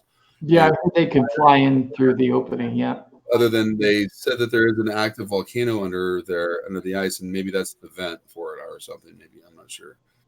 There's always the stories of Operation High Jump, depending on whether or not you believe them. But what I'd always heard and was that shortly after the Second World War, there were rumors that the Nazis had actually put a base in the South Pole. And yeah, I heard that too. Yeah, so they sent a flotilla of warships to find it. And supposedly, the story goes, is at some point they were harassed by UFOs, by flying saucers, and somehow or another they grabbed the admiral. I guess it was in charge. I forget his name now. Admiral basically Byrd. told him that. Yeah, they said, listen, you get the hell out of here. We'll let you go, but don't you come back, kind of thing. Now, again, that's a story that's out there. Who knows whether or not it's true, but I have heard that. Yeah, I've heard that. It shows the 4 tanks that are sitting there. They have 4 tanks like lined up somewhere on Antarctica or whatever, and they're Right. I've seen them. Yep. I don't know why are they there? And whose tanks are They're they? underneath the snow. Yeah, you can see them. They're really big tanks. I almost think that they're German Panzers or something. Right. I do remember, in regards to Admiral Byrd, Tommy, I remember also that when Admiral Byrd supposedly was taken, the saucers were not necessarily alien. They were considered the German saucers, the Haunebu or the Vril. And that the Germans were attacking Admiral Byrd and his crew, and that they had the advanced anti-gravitics at that point. And they had a laser weapon that they had developed as of 1942, they had one. And some of these saucers were taken back to Antarctica prior to the end of World War II, when they were evacuating Germany of some of the scientists and some of the technology to get away from the Allies. So, yes, I've heard that. Yeah. I don't know if any of them were alien saucers, but I think from what I've read, they were more terrestrial than alien. Now, I have heard that there's an inner civilization in the earth, but whether that's true or not, I don't know. But with what Vern suggests concerning an inner ocean, perhaps it's possible. What do you think, Vern? Yeah, probably. Oh, that's a big answer. Thank you. I don't know. Like, I know that there's a lake under there that's really warm that they said is getting bigger and bigger, and that it's thawing. So, and they were showing. I saw pictures last year where they were showing that the ground was really slushy, where it never gets like that. At the very center there. So, where that base is, almost at the south. Right. And it was slush. It was like a foot thick, foot to 2 feet deep of slush that they were slushing through. And they're like, it's never been like this ever, So it's kind of disturbing. But then there's that lake underneath them. So I don't know how much ice is left. There's like a mile or two of ice, I guess, in places there. So Wow, that's a lot. I was going to say that there have been reports in the South Pole of actually lakes that you can access from the surface that are like 70, 80 degrees that people can actually swim in because they're so warm. yeah, I've heard about that in Siberia too, but I've yet to see any proof of it. Right. I've actually seen video footage of it, but as we all know about videos, that can be kind of faked. Yeah, that's the problem with videos today is everything can be faked. They can fake your voice. They can fake everything. They can splice stuff and make it look like it's real without. So is it really you, Vern? You can't trust anything anymore, really. I mean, unless it comes right from your stuff or whatever. If somebody downloads Right. it, who knows?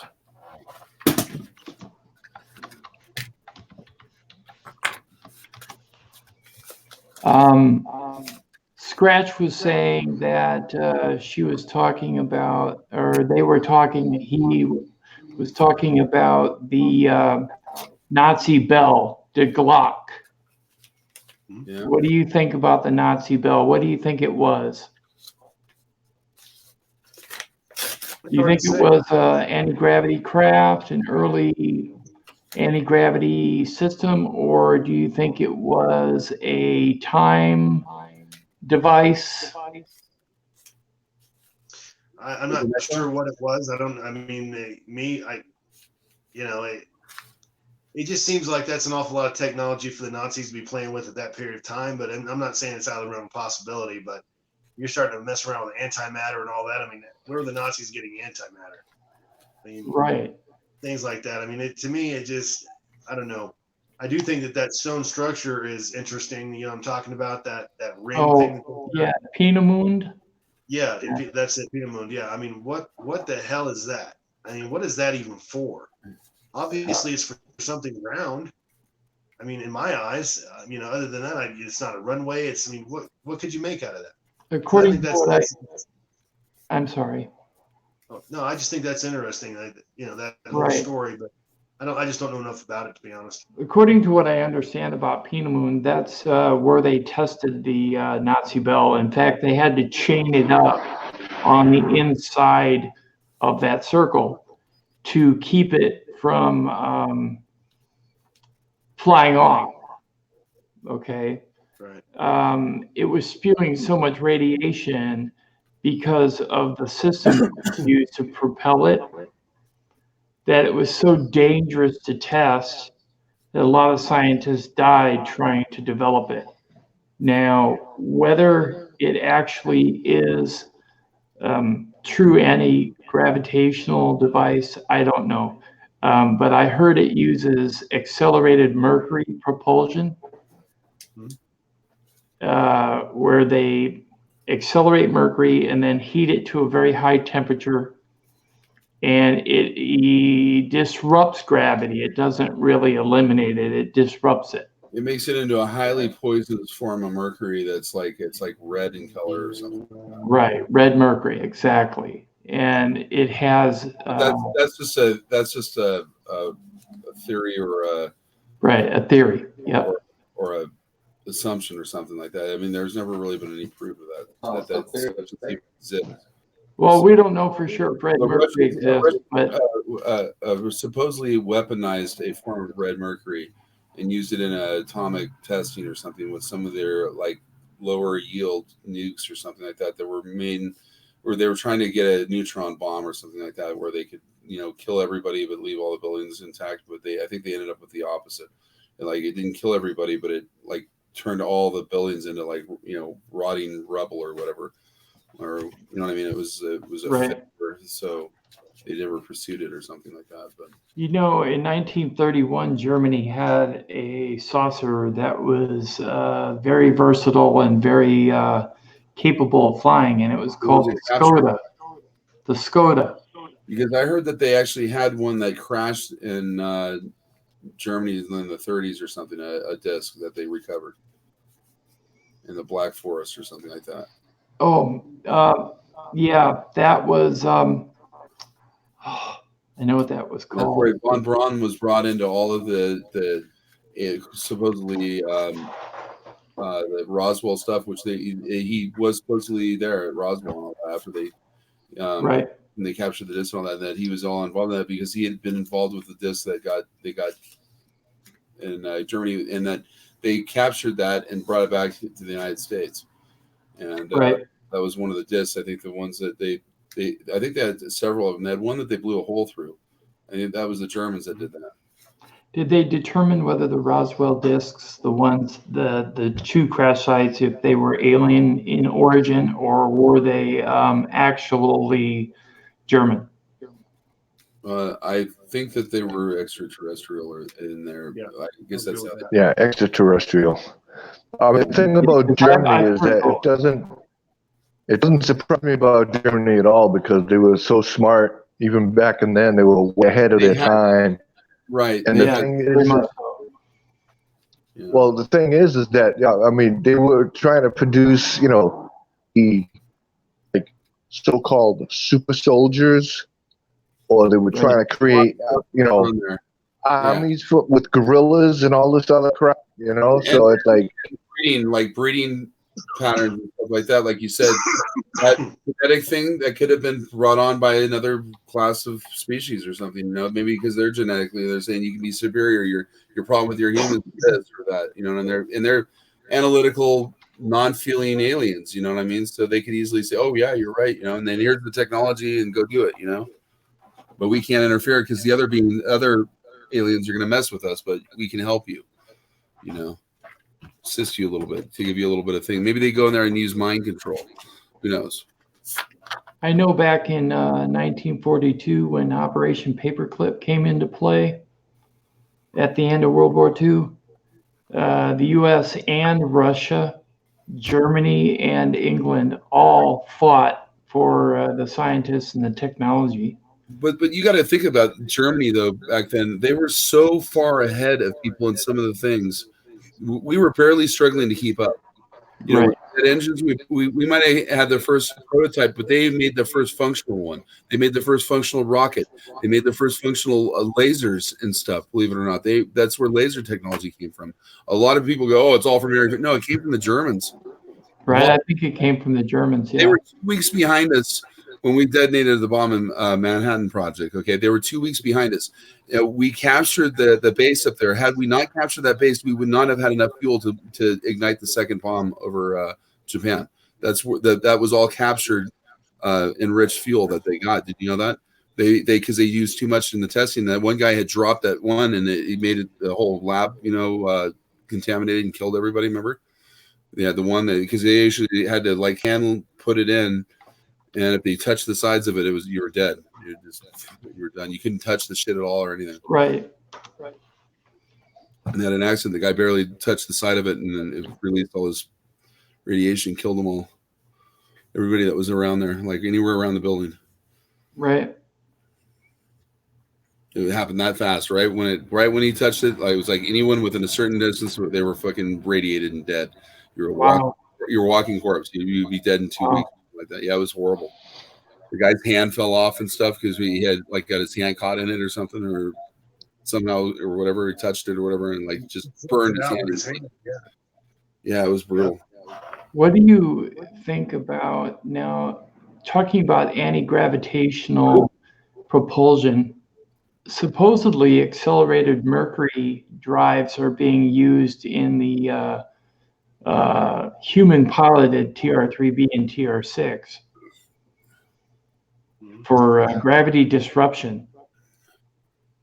What have you heard about that? Any of you heard anything? Just the basics it's supposed to be the propulsion system. What is it? I think it's some kind of mercury that turns into plasma. I think it's like a dual system. Right. I've always heard. Right. I've heard that it has conventional engines as well as the accelerated mercury. Now, the accelerated mercury eliminates gravity by 87%, So if you have something that weighs 1,000 pounds, 870 pounds would be eliminated, so that you'd only have, what, 130 pounds left, propelled by whatever propulsion system you have. That thing's going to fly. Oh, yeah. We have, as of 1984, we supposedly had 8 TR-3Bs that were 300 foot per side, equilateral triangles, operational. As of 96, we had the TR-6, and they were 900 feet on each side. Now that's a football field and a half, or wait, no, that's 3 football fields per side. That's huge. Yeah. The TR-6 was shaped like a dart. Now, I have never seen a TR-6, but I have photographed a TR-3B, and it was by accident. I was driving down a highway, and I took my digital camera out, and I stuck it out the window, and I photographed above my car. Just took a picture. You're TR-3B. I think so, because when I got home and looked at my photos, I had a clear black triangle, solid black. You could see it inside a cloud. Yes. Clear as day. Yep. I think it was a TR-3B, and I think it was following I-95, Interstate I-95, I-94, and it. I was near a USAF Air Force base in Sparta, Wisconsin. Yeah, but why would they even need to follow with that kind of technology? You just press a button and you're going to be going. They're not following anything. No, they're probably not following anything, but they were where they were because I bought them, unless it was alien, of course, but I don't know that, you know. I'm just saying I caught a black triangle. But that black triangle could have been any size. I mean, you don't have anything to. No, I have no way to gauge how big it was or how high up it was. I mean, that's what I'm saying. That sometimes it's hard to really judge. Right, but this was in a cloud, and I have no idea how high the clouds were. I don't know that. Gentlemen, I'm actually running out of power here. I'm getting a warning light, so I'm going to have to go. But very nice to have you on the stream. Thank you. Yeah. Thank you very much. It's been my pleasure. I'll see you guys again soon. Right. Yeah, come back when you can, okay? Yep, will do. You guys have a great one. You Take too. care, Tommy. Thank you. Bye-bye. Yeah, Tommy lives in Ohio. He's one of the admins on UFO Man Nation group on Facebook, as well as on the Dark Portal Facebook group. Huh? Tommy is. Yep.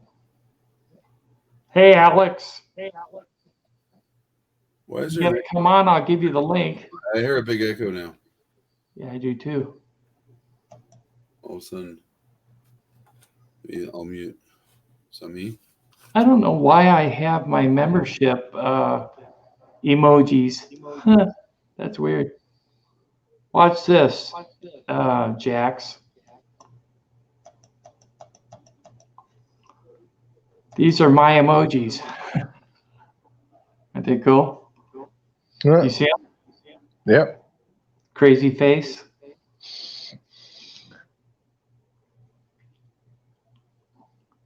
I'll give you this for that one.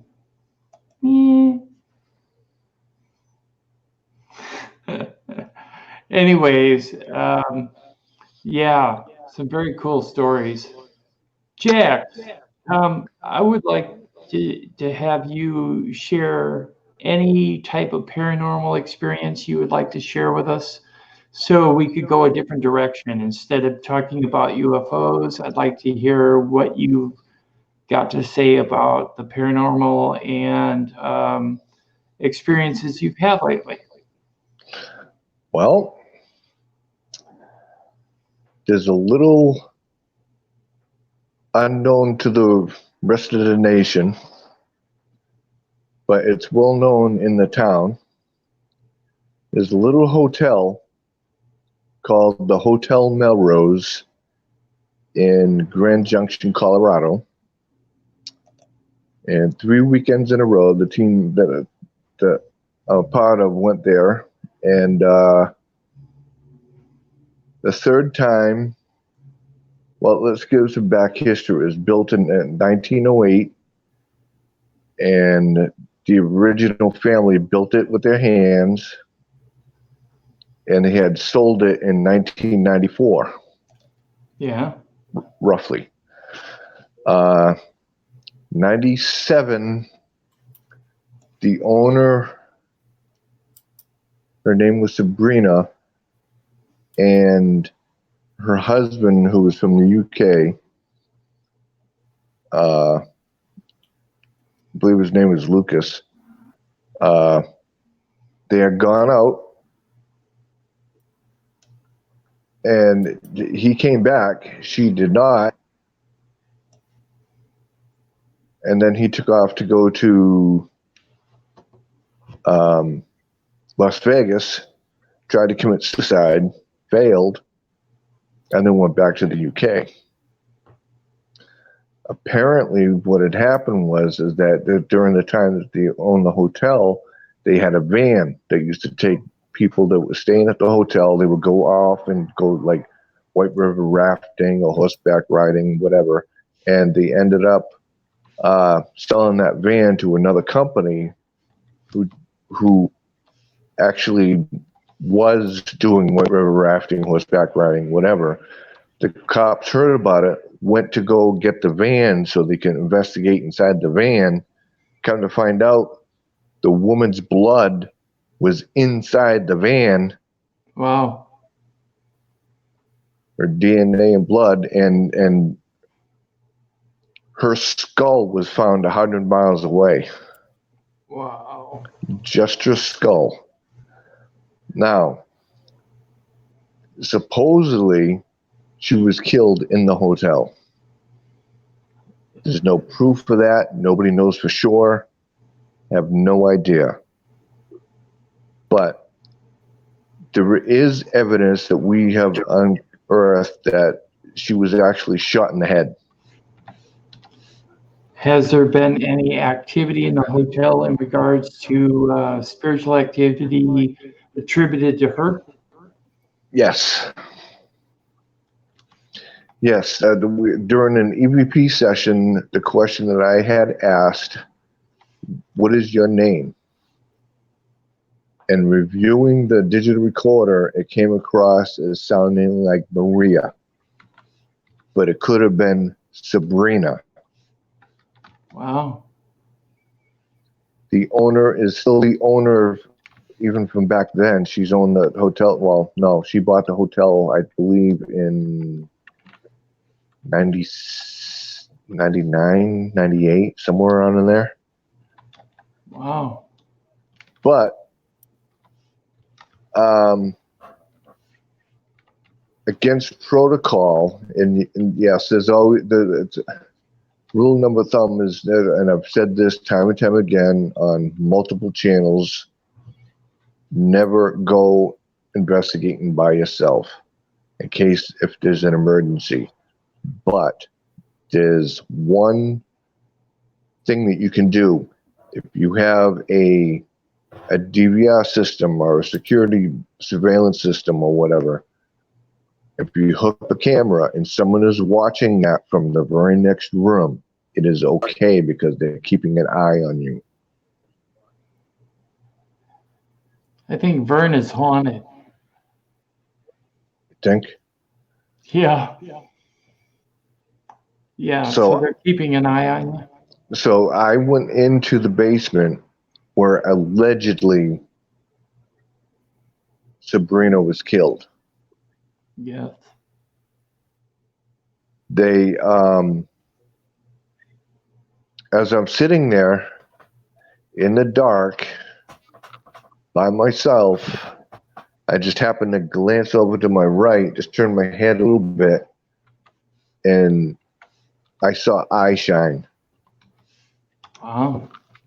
There was nothing there that was that reflecting to make it look like eye shine. There was no lights on down there. There was nothing. What color was the eye shine? You know that white look when you cast the light on the eyes? Oh, yeah. Okay. Eye shine. Wow. So it's it's kind of weird because I mean the owner is saying that she saw a woman walk into room 27. Right. So the first time we were there, we stayed in the room 27 all night. What are you doing, Ron? Yoda Yeti? We can hear it playing back on your end.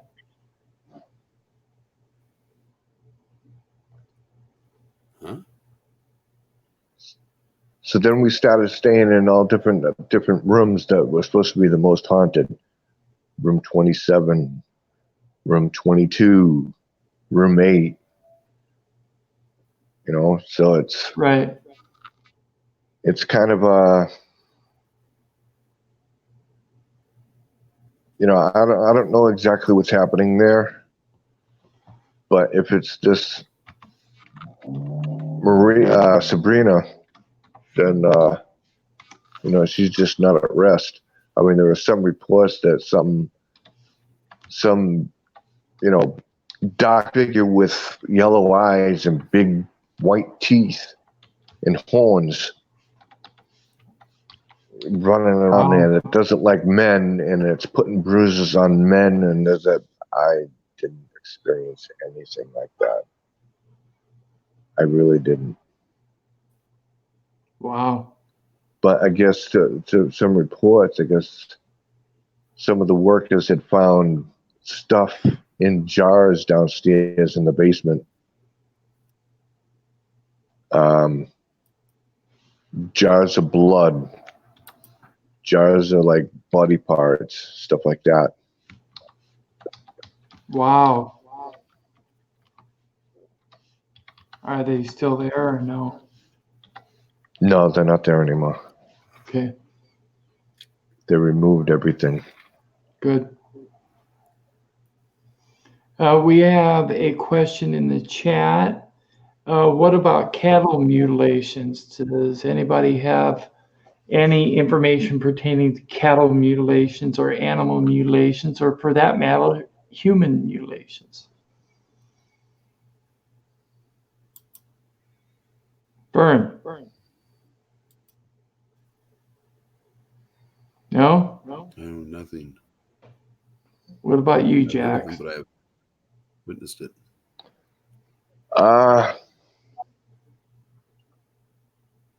What do I know? Supposedly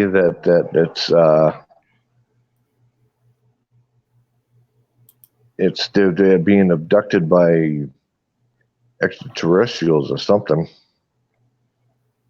I've heard other theories. I've actually heard that the U.S. military is not necessarily the military that we see in the public eye, but elite group of military people are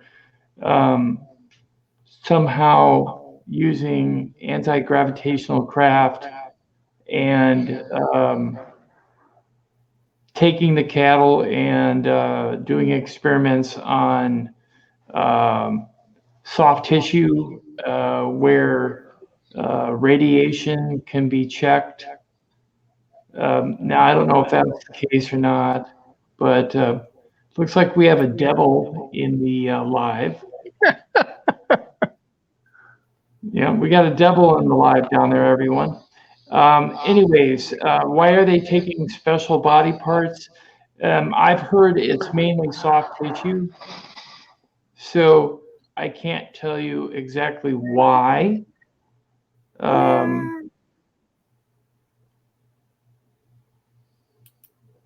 Well, I thank you very much, JTAD. We're striving for a good channel, so please come back anytime you would like to. Very nice comment.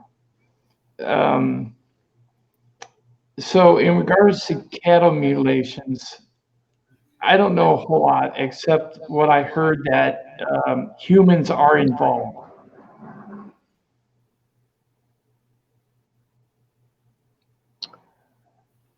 Yeah, I heard that, but it was well after when they were saying that it was these aliens with the UFOs were taking them. Don't look down, Jax.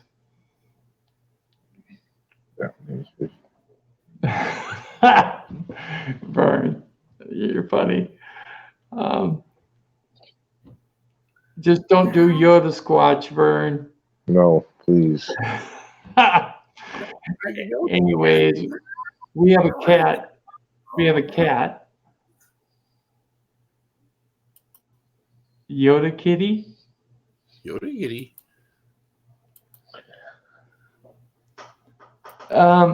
Why risk stealing cows when they are easy enough to have your own? Well, that's a plausible theory. But That's right. if they're trying to test radiation damages in certain areas of the country, and they can't have cattle population, own cattle population all over the world to do that. Obviously, they are just taking the cattle. Now, if they want people to believe that they're alien, they just have to fake it. It's a smart helmet. Yeah, I've heard that, Alex. I've heard about Hey. a piece of panel being. Oh Lord!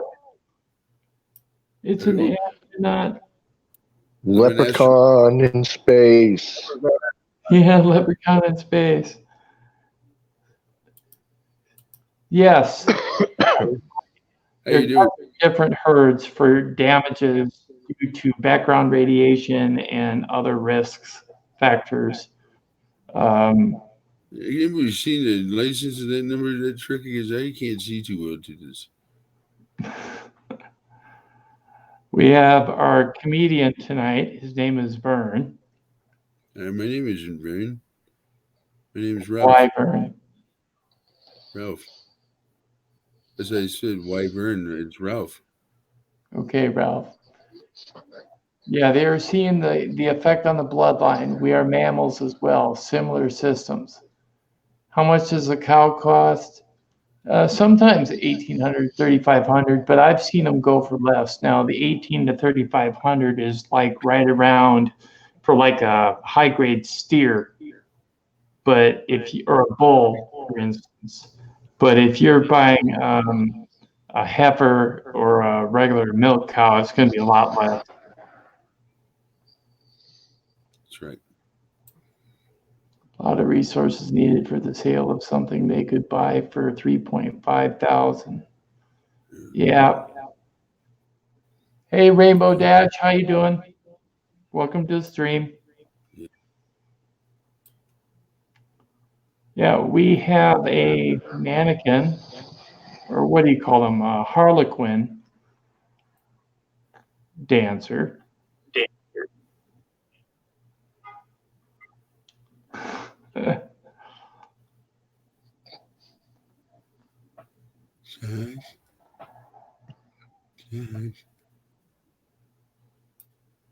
Yes, Vern.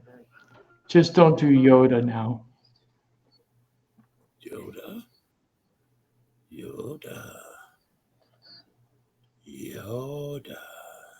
Yeah, it could be, Thomas. It could very well be alien interaction, but I'm not ruling out the idea that it could also be human interaction as well, because people have reported seeing humans on board what was assumed to be alleged alien discs working alongside grays. So if that's an actual fact, then humans are working with them, or it's a human craft with beings working alongside the human. Yeah, but again, here's a deal when it comes to governments. Yes. I mean, just as an example, I'm just going to use the American government, so to speak. Again, just as an example, you got all this stuff happen throughout history. You got the government lying to Native Americans. Look what the government did to the Native Americans. How many men, women, and children did they slaughter? I don't know. Majority. You got possibly killing John F. Kennedy, being involved with that, possibly. You get the United States government just fairly recently saying that they were going to release all the stuff related to the John F. Kennedy assassination. You believe them? They didn't put everything out. They only put a fraction of what should be released. Right. And we're supposed to. The point is that throughout time, with all the stuff that's happening, do you really think that you can trust what the government tells you? No. Yes. What I'm saying is that I think that the government is involved with the actions of the discs that are taking the cattle. That's all I say. Yeah. I don't believe that it's just aliens doing this. I mean, I'll give you. I could be wrong. I mean, I'll give you two more examples about the United States government. They said that even Alex posted it, and he's absolutely correct down in the chat section. It said, remember, the government's promised everyone that nuclear tests were harmless. Right, I remember. Yeah. They weren't harmless. Look at there's a YouTube video, and everyone check it out, and you'll see exactly what I'm talking about with this example. There's a little video that's called "Bad Trip to Edgewood," when the government lied to its own soldiers and told them you can either go to war or you can test weaponry. A lot of people decided they were going to test weaponry. What they did, they took those soldiers and injected them with psychiatric drugs and watched them flip out. And then they started releasing that stuff in major cities across the nation. Yeah. Right. I remember that. They used to drive around with trucks spraying it. Yep. If they're gonna do that to their soldiers and they don't care about nobody. I'm aware if of that. They're gonna do that to their own soldiers that volunteered to give their life for this country. And that's why they did it to them, because they volunteered to give their life. And the thing is that what I'm trying to say right now is that they're not going to even blink or think twice about doing that to an ordinary citizen. Or a cow, for that matter. Exactly. So that's why I'm saying that I think they have their hands in it. Kind of like the chemtrail spraying. Chemical spraying of our skies. So, anyways, getting back to what I was saying about cattle mutilations. Jason, Vern's tripping on Hogwarts LSD. That's funny. What are your thoughts on black-eyed children? Are they extraterrestrials or demons? What do you think, Jax? That's probably a question for you. I don't think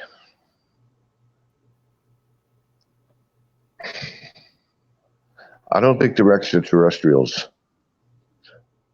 But there is a story of black-eyed children showing up at a house They knocked on the door. They said that they were stranded. They needed a call for a ride. They let them in. One of them picked up the phone and called for a ride. And about an hour later, a car pulled up in the driveway, and they ended up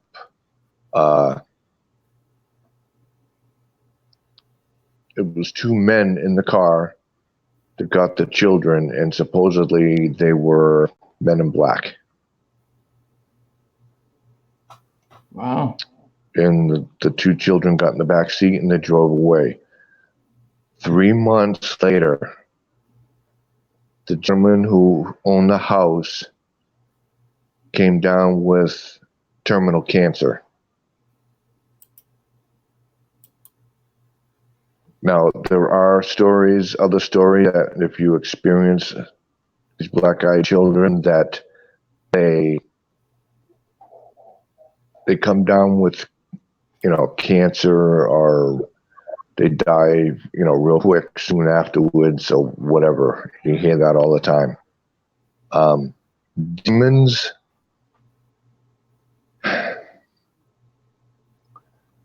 See, this is where it gets complicated, because demons, I think everyone just assumes, it's a negative. It's something. If it's something negative, it has to be a demon. I think demons are very rare. I mean, Right. obviously, I do think that they exist, yes. But I mean, I think they're for them to show themselves. I guess what I'm trying to say is not everything is a flipping demon. You Right. hear it all the time. Black and white. Right. Just because something might, like poltergeist. A lot of people think that that's a spirit. That's not a spirit. Oh. A poltergeist is something that's generated from somebody that is extremely stressed out. Yes. If that person leaves, if you have a house, say your mother or your sister, your cousin, brother, whatever, is wicked stressed out at the house, you're going to have things moving around, being thrown and whatnot, and doors opening and closing, and cupboards opening and closing. When that person leaves, the stress factor is gone too. Right, and then that'll usually stop, correct? And then it stops until the person comes back. Right. So, but actual demons, I think I don't think that the black-eyed. To get back on subject, I don't think black-eyed children are demons. I'm not exactly 100% sure what they are, but I think it has to do. It does have to do with the paranormal, and I think I don't know if it's some type of ghost or whatever, but it's. What if they're hybrid crosses between? Now I'm going to suggest this: if they were with the Men in Black, what if they are hybrid children that are crossed between some type of alien being and a human being? Because we do know there is evidence to suggest that there is a hybridization program going on, and it has been going on for decades. So, Yes. what if they are a hybrid species, and one of their for lack of a better word, powers is to sway the mind of normal human beings because they have more mind control, more power with their mind. And so they can get humans to do things. And perhaps that's why there's been so many reports of black-eyed children causing problems. I don't know. It's just a suggestion.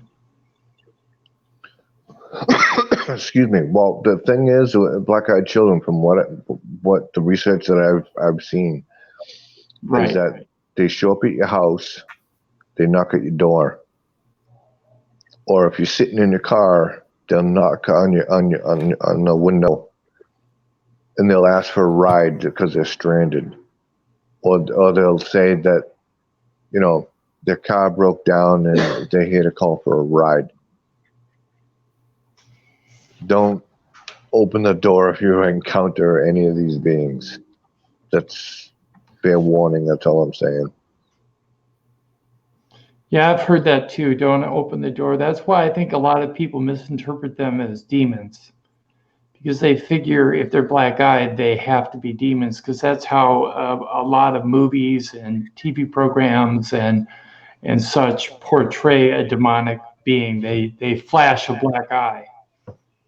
Right. So I think that's why people are thinking that, because of media content.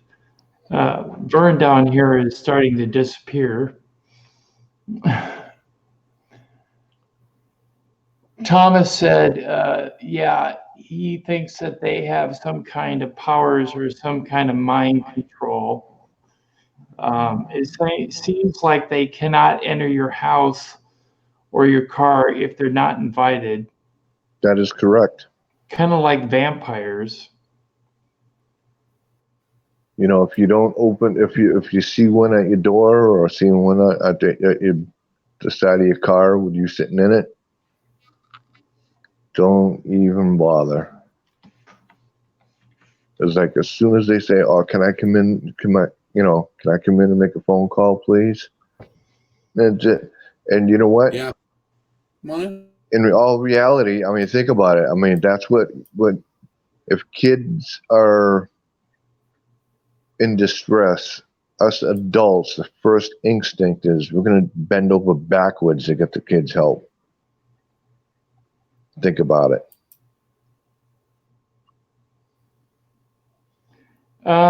We have a comment in the chat from Mr. D.B. Cooper. Imagine a civilization that is 1 million years ahead of us. We are probably like infants to them. Yep. I agree. Like we were talking about the other day, Alex, it's kind of like if there is a civilization that comes here that's for some reason that's 1 million, 2, 3, 4 million years ahead of us, and they see us, they're going to treat us like we're an ant colony. Yep. Most likely. They're not even going to bother with us. What are we Okay. to them? We're not that far advanced. Okay, Death NWO. Talk to you later. Thanks for coming. Yeah, Death NWO. It was good to see you in the stream. Come again.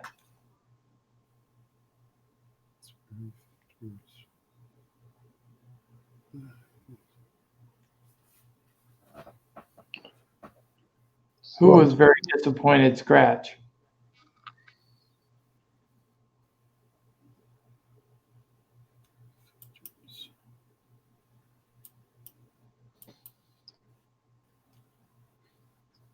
Yes, I do agree, Alex. Our tech, our politics, everything, yeah, is not as advanced as a 2 million, 3 million year old technology or civilization. Do you, Thomas wants to know, do you guys believe Bob Lazar? No. No, I don't. Why is that, Jax? Because I feel like all that information that he spilled out, I think it was given to him. You think he's a whistleblower for somebody else? Yep.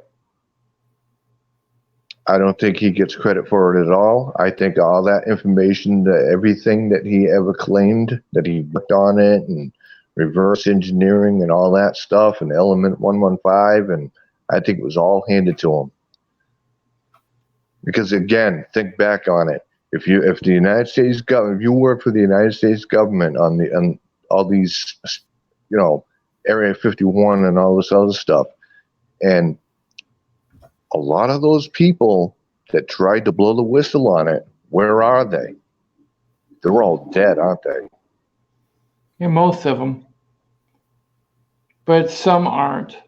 Some are not. Bob Lazar. Why? Think about it. Think about it. What I'm going to say about whistleblowers is this: if you're a true whistleblower, you're not going to toot your horn publicly because you're going to try to protect your anonymity. You're going to stay quiet. You may blow the whistle to someone in power, but you're not going to go on the news. So in regards to Bob Lazar, that's where I question him, is his news interviews. But some of it seemed credible. I mean, he was on the case and he was in the phone book. So, and I saw his DD-214, so he was employed at Groom Lake. Just whether he had contact with an alien desk, I can't say. I can't say. But at the same time, Stanton Friedman, who at one time was the biggest ufologist in the world. Yep, because he was head of Blue Book, right? He did some background checking and some of the, common knowledge, going to college. Right. What Bob Lazar said that he went. Yeah, and there's no record of it there. There's no record of it. But I have a question. I think it was MIT, actually, to tell you the truth. If the government was trying to erase you because you blew the whistle on your non-disclosure agreement, okay? If they were trying to erase your existence, wouldn't they erase your college degrees and your attendance record at a school? Say that one more time.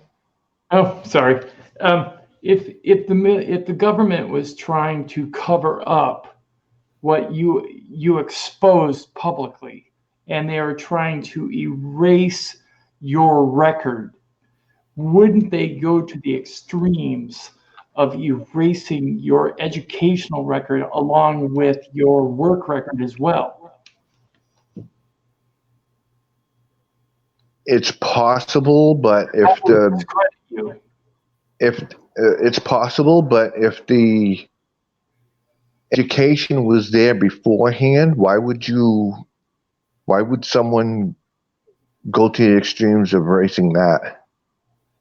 What are you talking about? If he went to MIT before he started with the government. No, I understand what you're saying. So you're saying because he went to MIT before and it wasn't even applicable to his job at the time, but it was because when he disclosed supposedly the information pertaining to his employment at Groom Lake, he said that he was trained at MIT to do the work that he was doing at Groom Lake. So maybe to discredit him, they had to erase that record. Okay. I'm just saying possibly. I don't know. All right. Kind of question. Yeah.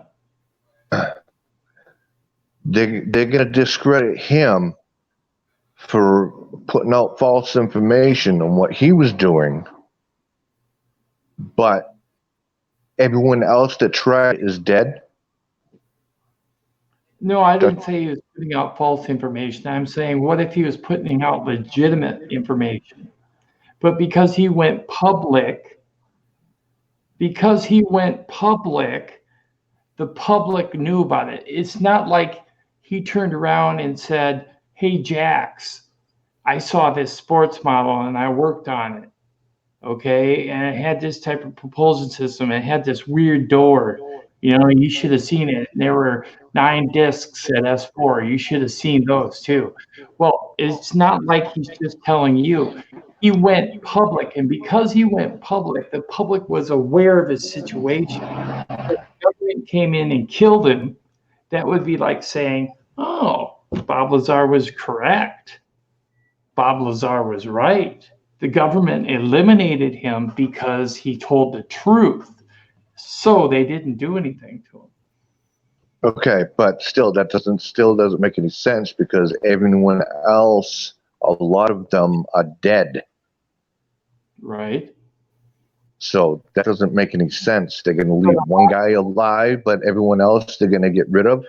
Some of the ones that are dead did not go public on the news. Some of them, well, except for what's his name, Phil Schneider. I think a lot of them did. I think I a couple, but yeah, there were some that tried. You know, I just believe this. I believe the U.S. government, being that I used to be in the military and I kind of understand a little bit about clearances and non-disclosure agreements. And I'm not an expert by no means, but I can honestly say that I don't put it past the U.S. government to stop at anything to protect. Exactly. So if they and I do understand your comments about the people that got killed, but what I'm saying to you is perhaps there were reasons why he was left to remain in the public eye. Once they erased a lot of his information that was pertinent to his record, it made him look like an idiot, a loony, and everybody believes that he's false. Yeah. Saying, and then if you have somebody out there that looks false, what does that do to the UFO community? That robs us of credibility. So it could be very well that he was made to be a scapegoat to rob the UFO community of credibility. And, who knows? He's a pawn.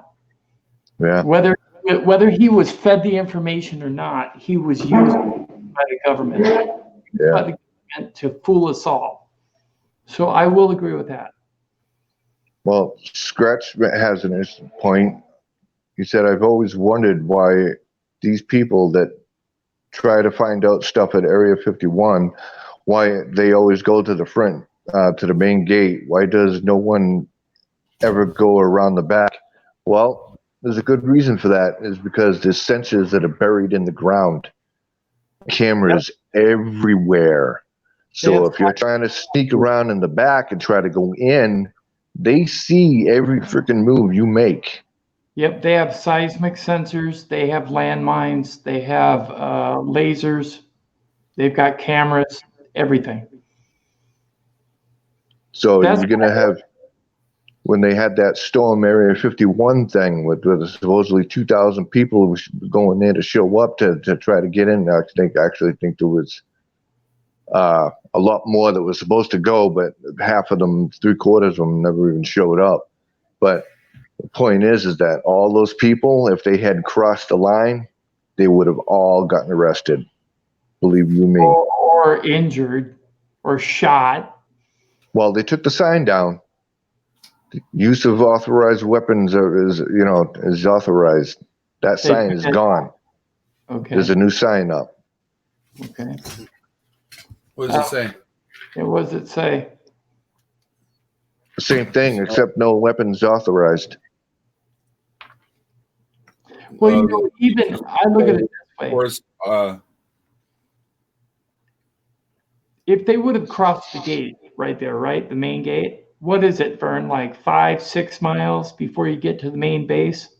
No, it's more like 15 miles, I think. Okay, 15 miles, and then the base is on like 3,400 square miles of land. I don't know how big it is. Once you get to the base, what are you going to do? Walk around on the runway? Because you're not going to get in the buildings. They're secured. So it would have been just a route anyways.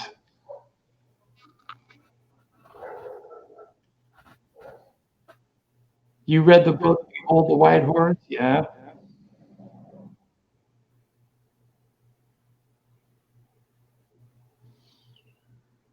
Oh.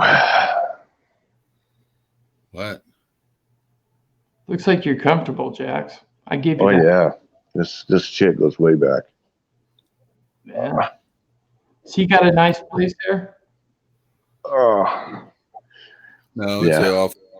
Ready to go to sleep now. Are you? Yeah. Yeah, he's only been up for 3 days. Yeah, Yeah. pretty much. But no, Yeah. it's all fascinating stuff. You know, it's I mean, if Bob Lazar was actually telling the truth, you know, I suppose he could be, but I seriously doubt it. I think all that information was handed to him, to tell you the truth. I don't know. Something in my gut is telling me that. Okay, all I can say about Bob Lazar is this. I really don't know either way, okay, whether it was handed to him or whether he's telling the truth. I can't make that assessment. I guess I would be leaning toward, from what information I've seen, some of it's truth, because where can you bury facts? You bury facts among BFs. So in between the lines, you can find the truth. Correct? Yeah, I just I don't know. I just don't find him credible. Okay, well, that's fine. You're entitled to that opinion. And I guess what I'm going to say is I don't know what to think in regards to Bob Lazar, and I'm going to leave it at that. I think maybe the clown demon girl down below might have more of an idea. You know, it's one of his videos that he's got, or I think it's his. I don't even know if it's his channel, but it's a couple hours long, the video, or an hour long or something. And at the end of the video, he gets, after he talks about everything that under the sun, and he gets in his red Corvette and drives away like nobody's business. I'm like throwing my hands up in the air. I'm like, are you kidding me? Wow. This guy sits there and says all this stuff, and you hear about all the other people that tried to, and then all of a sudden they're just mysteriously dead. This guy drives away in a freaking Corvette. Lazar's got a Corvette. I didn't know that, actually. Maybe he was paid off. I don't know if it was his, but he drove off in a red Corvette, yes. Wow. Well, the red Corvette. You can always talk about somebody else that's kind of questionable now, who seems like a sellout, and that's Dr. Stephen Greer. Right? Greer? Who? Greer. Ass. Like I said, what is it, $2,500 per head to go out and do a CE5 call session to UFOs? That's to go out to witness UFOs with him. Yes. $2,500. Does he actually show people real UFOs, or? Can you guarantee that you're going to see a UFO? No. Exactly. So why are people stupid? Are you going to pay $2,500 to a man that you don't even know if you're going to get to go even see a UFO? Right. That's me like charging. Yeah, let's go ghost hunting. You want to come with me? Pay me $1,500 and we'll go ghost hunting. Right. So that's why I was saying he's a lot like what you think about Lazar. Now, I think Lazar is more credible than Greer. Just my opinion. But Greer videos of him with UFOs and stuff. So I mean, he appears to be legit, but he can't guarantee that they're going to have a UFO show up every time he goes out. Right. But, it's not like over where Vern is that you can go out and see a UFO every single night. Well, Vern says you don't even have to go out in the desert. He sees them right by his house. Exactly. The So- day I saw that one Remember the video that got screwed up, Jackson? We watched that video. It was fine, and then that video ended up being corrupted. I mean, how do they do that? I don't know. I was just about to bring that up. The day that I got to Vern's house, was it last year? No, 2 years ago? Last year? When was it? It was last year I was here, right? Yeah, it was not last. It was the year before last. You were on 4th of July 2 years ago. No, it's going on 2 years. Not last year, but the year before. Yeah, Danny was here last.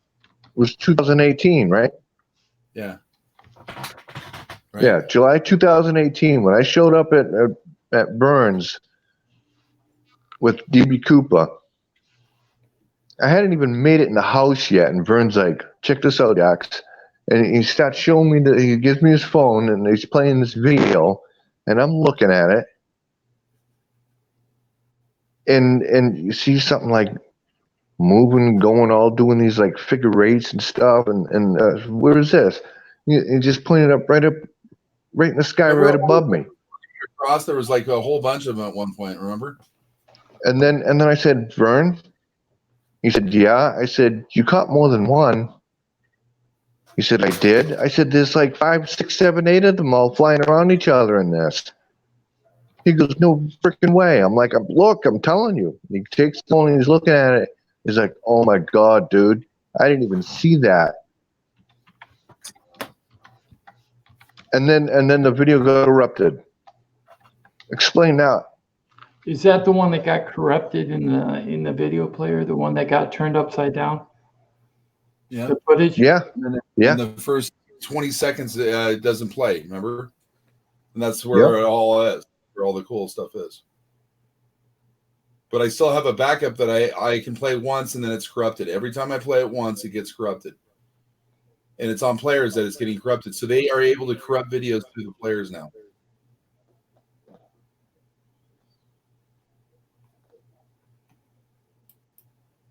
Scratch says, Dr. Stephen Greer says, I gave up $1 million a year in medical career for UFOs. Well, of course he gave up that because he's making all kinds of cash by receiving $2,500 from people to go out to see UFOs. yeah, Alex, that's the way I look at it. Exactly. He has legitimate information, but he's milking it for all the money and perks he can get. Yes, I agree, 100%. He's milking it, especially with his crowdfunding films. Serious, what was the other one? Unacknowledged, and there's a third one coming out called CE5 or something, The Initiative. I don't know if you know about that yet. But they're crowdfunded.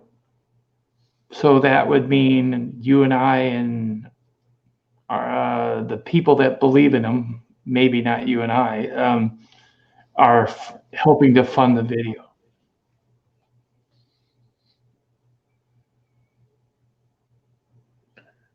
Yeah.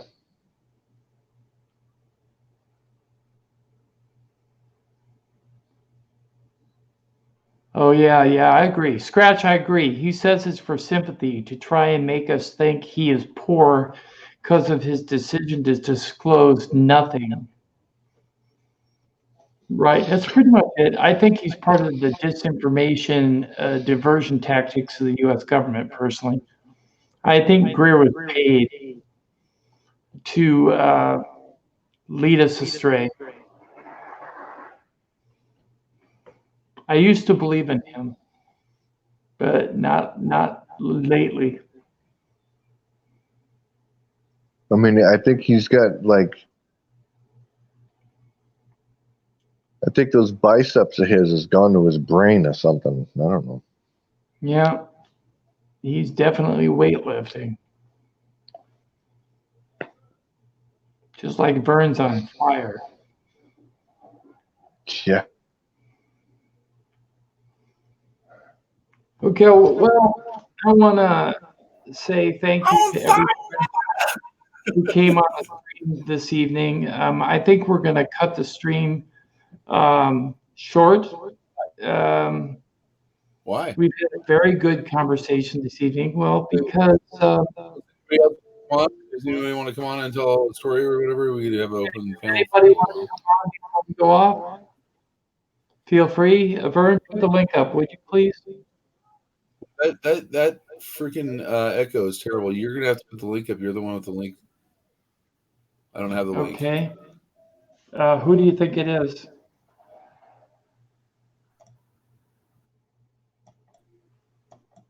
All right. Do you hear an echo now? Vern? Nope. I don't Jax? think so. What? I think it's coming from you, Jax. I don't hear an echo.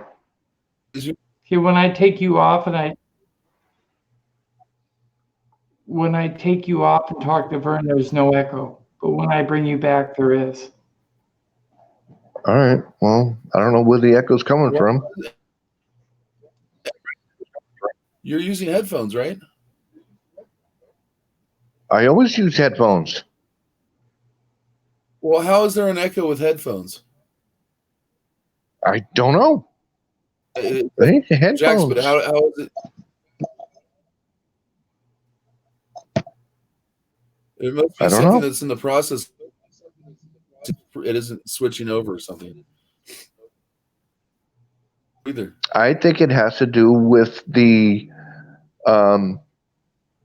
using a phone to come on this platform because it says it's experimental.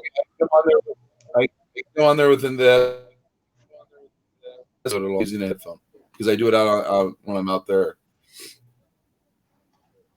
Now, when I come on with the Pixel, I have to be careful because the Pixel will do it. I'm using a headphone right now. Do you hear? I'm using a headphone, Vern. Do you hear any echo from my end?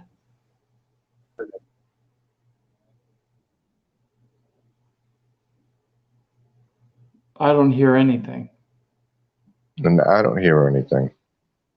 Now, between me and Jax, there's no echo. I don't hear it at all. I don't hear it now either. Wow. Oh, yeah, I do. Yeah, I hear it. Vern, do you have an echo on your end? No, I do. See, if he makes noise over there, it'll echo because it's coming through. It opens up the channel. There's something not working on his, I think his open. You know what I'm saying? It's being open. It's looping. It can't hear it back through the headphones, right? So it's got to be you know what I'm saying? Where it switches over from the mic on the phone to the mic on his headset or whatever. That's not switching right or something. Right. If I come on with the Pixel, it'll do an echo. And I've tried a lot of different things, but I think I remember what caused the echo was setting. There was some setting.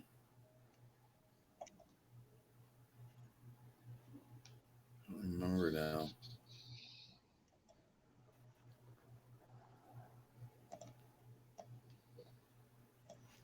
Scratch was suggesting maybe 2 streams open. What was that? Maybe that's what it was. Maybe I think I had something in the back. I think I had another window open in the back, and I know what it was. It was that I went through the Hangouts, and it used the Hangouts app to open it. And when it did, it created the echo. When I copied and pasted it into the browser, that's right. I forgot. That's what it was. Hangouts is creating the echo.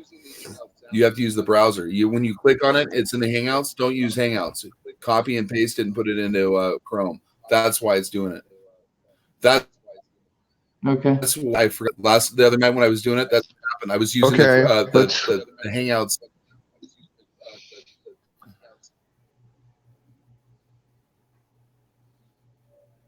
So don't send it in Hangouts.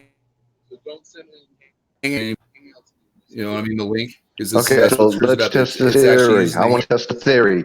So let me get out and come back in. I'll paste it and without using it. Let's test it. Okay. Go ahead. Chrome. Yeah, in Chrome. Okay, so you think it's the way that he accesses StreamYard? No, it happened the other night when I came out with my Pixel.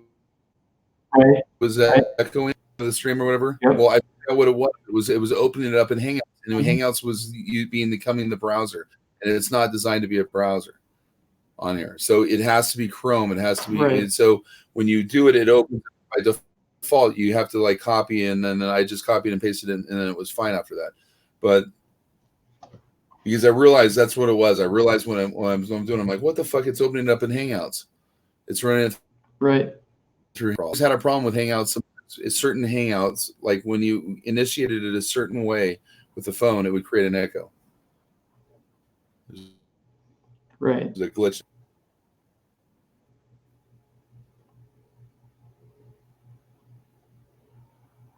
I don't always remember everything I'm doing. That's okay. And watch, I'm going to come on with my phone here.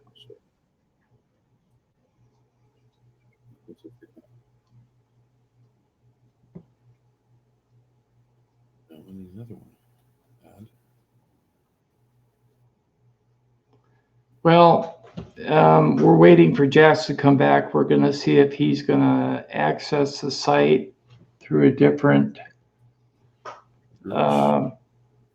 or origin and see if there's no echo, if we can eliminate the echo. Sure, it has to be on desktop to make sure it's it's on desktop. Okay, I'm gonna zap I got out of this horses in the back. UFO attached. Yeah, right, Alex. That's funny.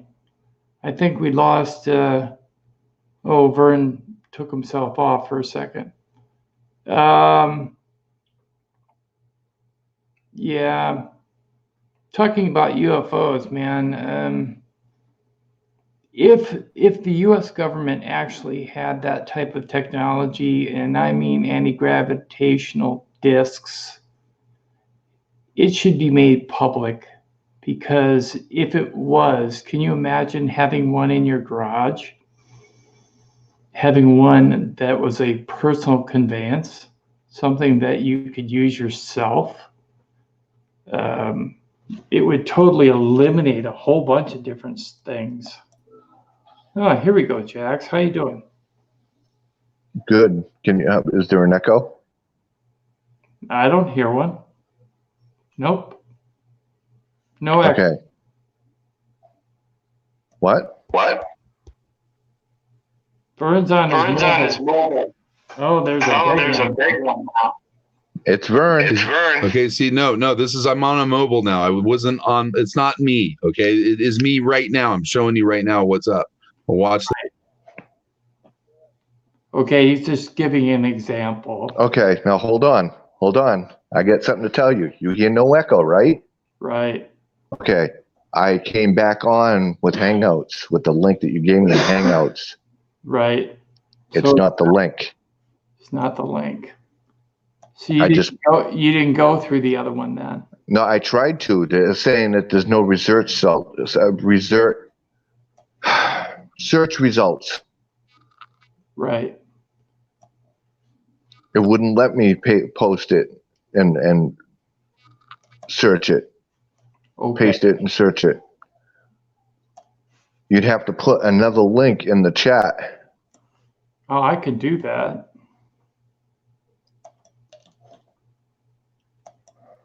Here it is. Okay, I'll check it. I'll check it out. Okay.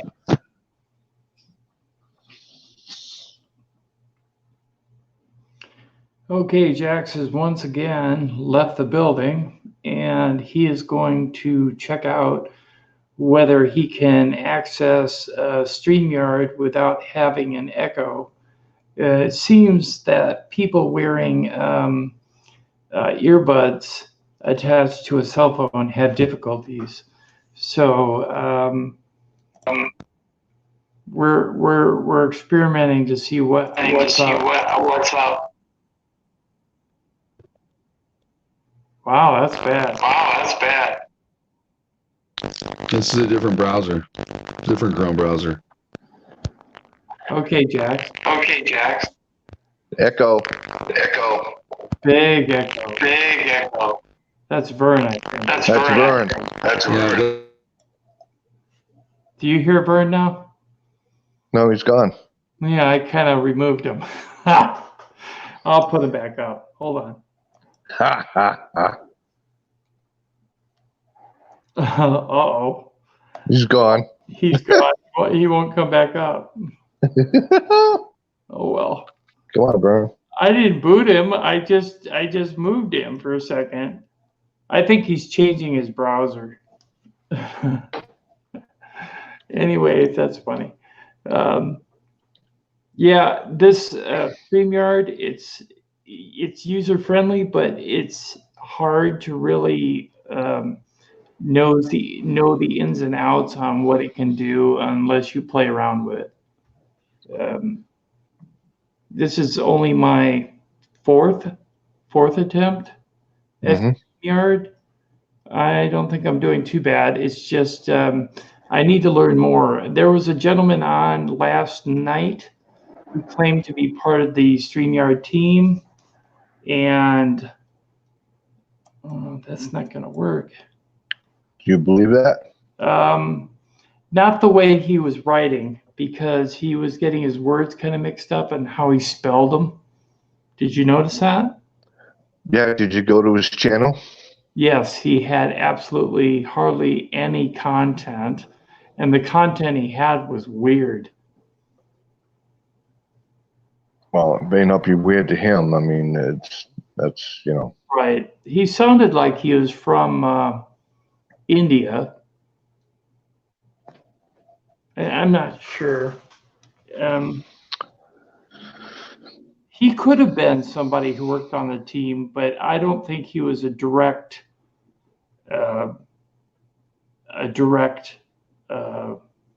technician with StreamYard. I really do not believe that. But you never know. Let's see, add description. Okay.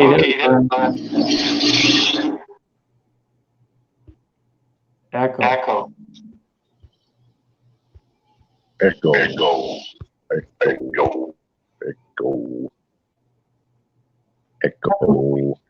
Ooh, it went away. Good. Not working. No echo now, Vern.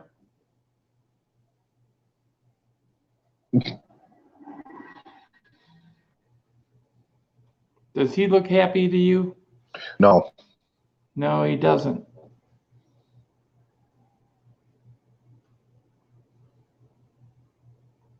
Vern. What? There's no echo now. I know. What was that? I heard a ping.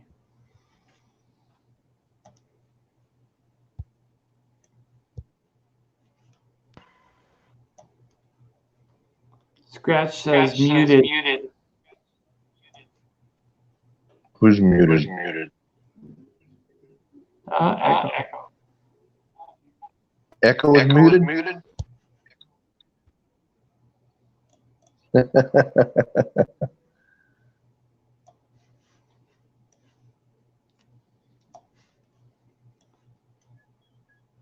Oh, wow.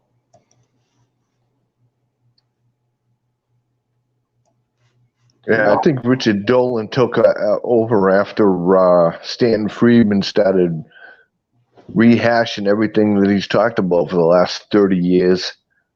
Plus, Stanton Friedman was getting sick. You know, he pretty much faded away and passed away, you know. So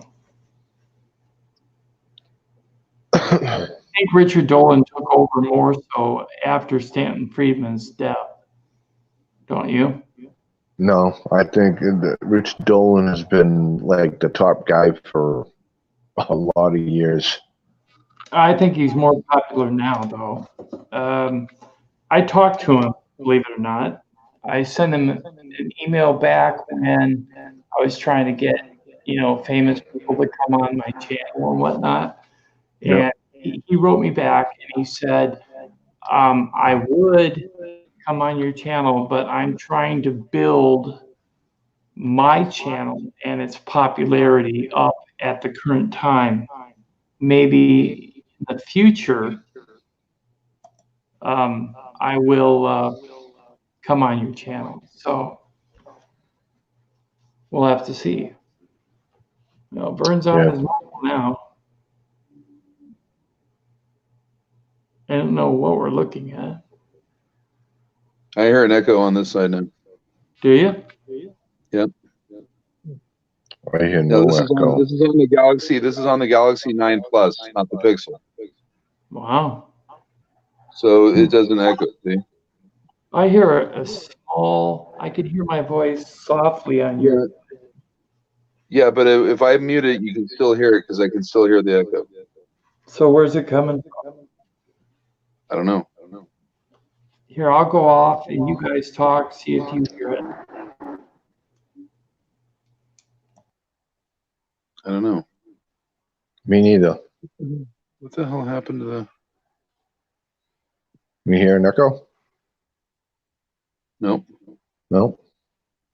not now. How about now? Yep. It's me then, isn't it?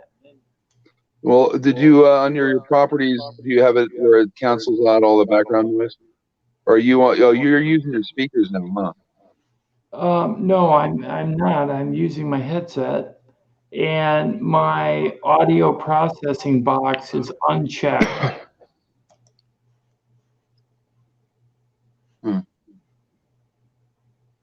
Well, under the properties, on the microphone settings, on the very far top, it says cancel all background noises or whatever. You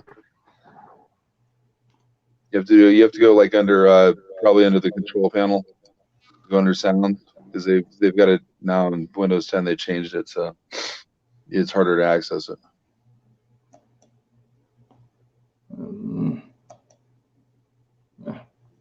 Their control panel and then sounds. It has I gotta go. Hold on a second. Gotta go down the list. Come on, you stupid thing. communications. Mute all other sounds. No. Windows system. Control panel. Sound. Hardware and sound. Sound. Adjust, change system sounds, manage audio devices. Which one? I don't know. It should be the one that has playback, recording, sounds, communication tabs. Here's speaker, headphones, system sounds, Google Chrome. No, properties. Okay. Go to those other ones you said again. Playback, recording, sounds, communication. Recording. Communications, that's the one you want. Communications. Communications. Now, what is it? Mute all other sounds, or is it do nothing? No, it says reduce the volume of other sounds by 80%. Then you go mute all the other sounds and hit apply. Gotcha. Is it gone? You may need to restart your machine. Okay. You know what I mean? Okay, well then I'm gonna have to back out and come back in. Okay, we'll be here. Because if I restart, I'm gonna end up going off the stream. Yeah, I'm gonna hold on before you go. I'm going to come back in with my. Now wait a second. if I go, since I started the stream, wouldn't it end it? No, Not no, it'll until run I. until you end it. Until you end So- it, yeah. But hold on 1 second. Right. I'm coming in. So let me in on this one. Yeah, you come in and take over for me while I go off and do that.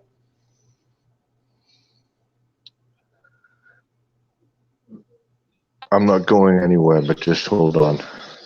You need evidence, not just talk. Yeah, I hear you, Scratch. But even video evidence, photo evidence is still just talk until you have actual evidence, which would be a physical craft landing in your front yard, an alien getting out, shaking your hand, or giving you some type of scientific device. You know? I'll see you later, Inger. Thanks for coming by. It was good to see you. There you go.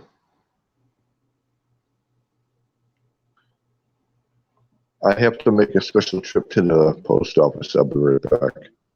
Okay, Vern is backstage. Okay.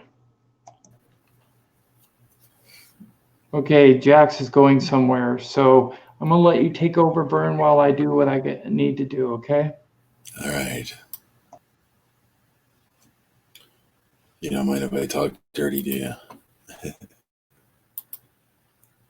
Didn't think so. I didn't think so.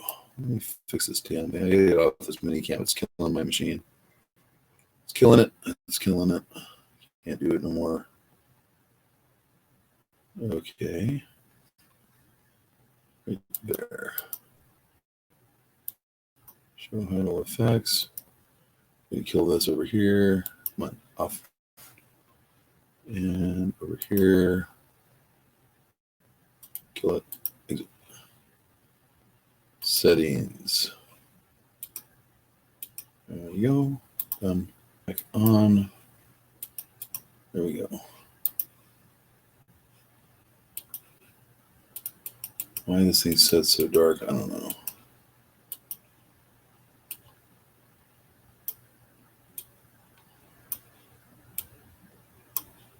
There's more juice there. Color in the face. There we go. Good to go. There.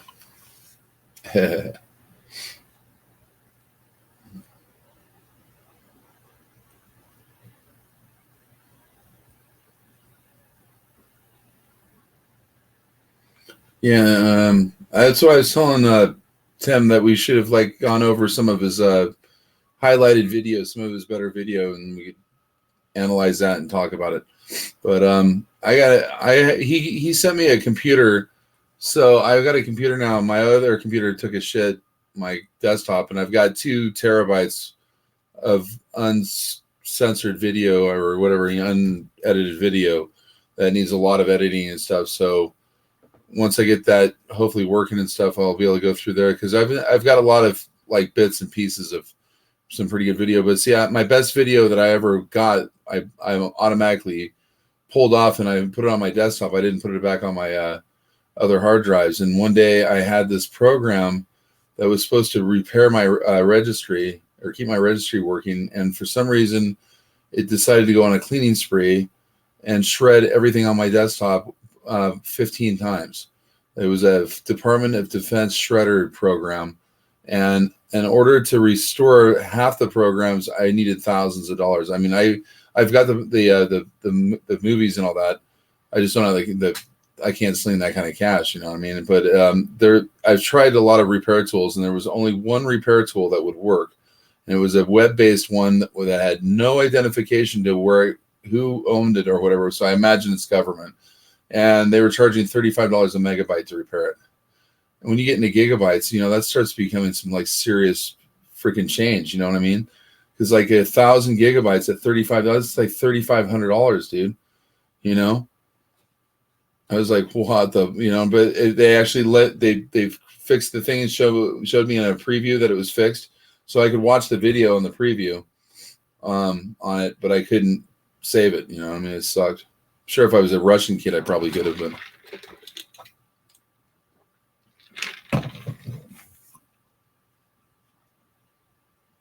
Yeah, see, I mean, there's a lot of people out there faking shit and stuff, you know what I mean?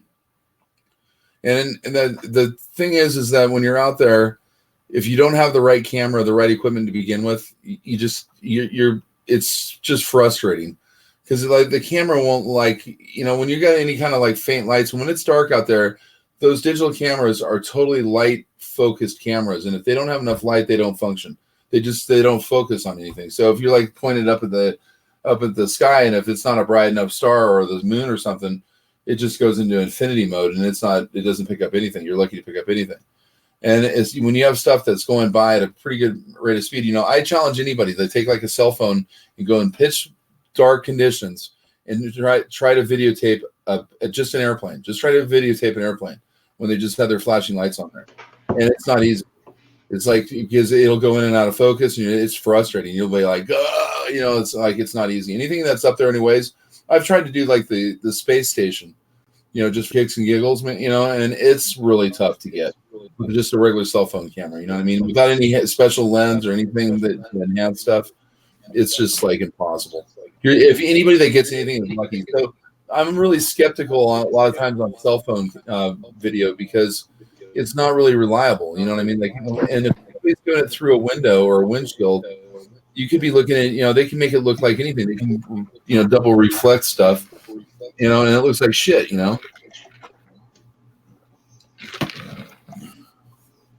So how does is there an echo? Not now. Okay. Echo. Are we echo free now? Yes. Okay, I'll come on with my Pixel now. I want an echo. All righty.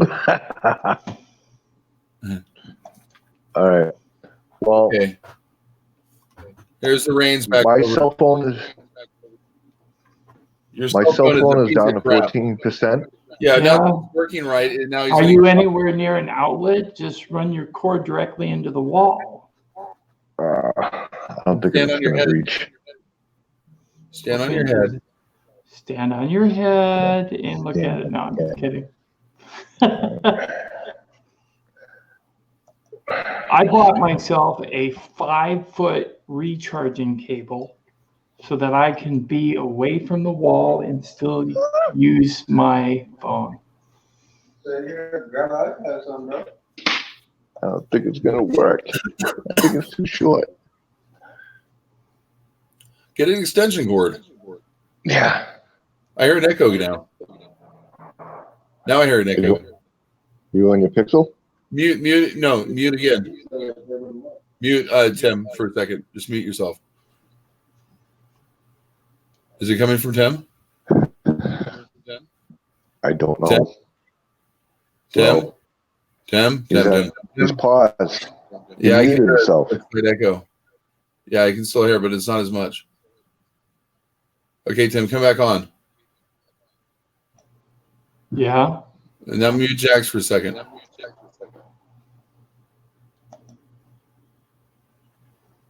Test 1, 2, 3. 1, 2, 3. Okay, I don't hear the echo now at all. But see, when you go on, when you were muted, it was about half as much. Yeah, well, I'm completely muted in regards to all sounds. I know, but I'm just saying that when you muted, I could still hear the echo on it, but it was half as much. So you're amplifying the echo. Are you hearing an echo too? I'm not hearing an echo, no. Okay. It's clear. Yeah, It's definitely coming in through Jax's phone. And like I said, the Pixel does the same thing, but the Galaxy doesn't. So it depends on the phone. You know what I mean? He must have muted himself because I can't unmute him. So no, once you mute them, they can only unmute themselves.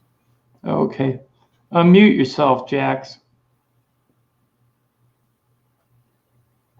So, there you go. Yeah, it's something in the hardware lower end phones. Pixel's a lower end phone, anyways, as far as I'm concerned. Ghost box echo, please. Time to Clary says. Ghost box echo. I want to build a ghost box. Why don't we build a ghost box when you come up here? Can you do that?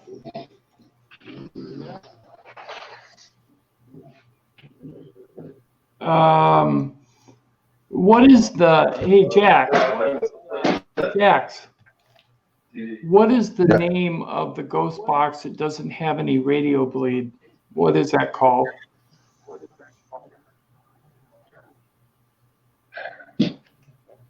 I would ask you a tough There question. is, yeah. There's one called a Paraforce Ghost Box. It does have a built-in ferret cage. The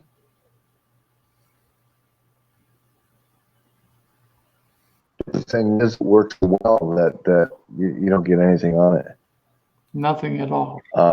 There's other devices. There's a direct link.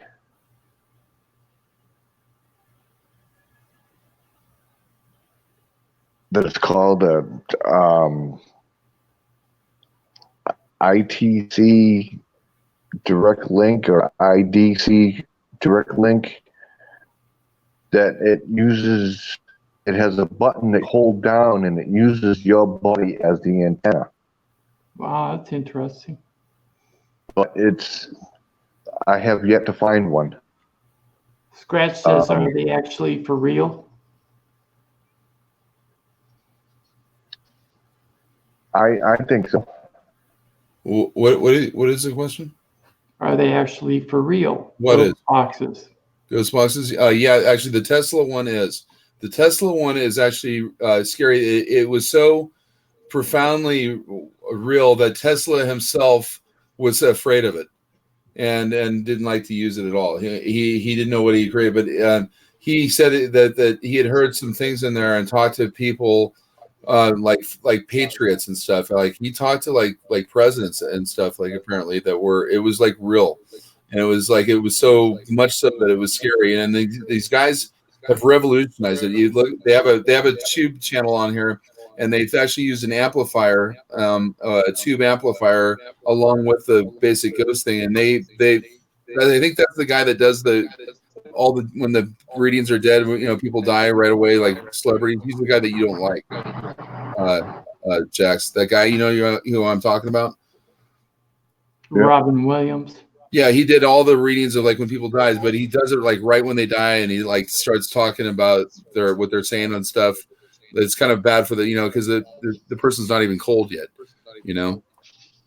But you were talking about that's the guy that you don't like. But see, they're him and another guy, I guess, or another guy built this amplified box that works like just apparently like 10 times better than the actual original Tesla one.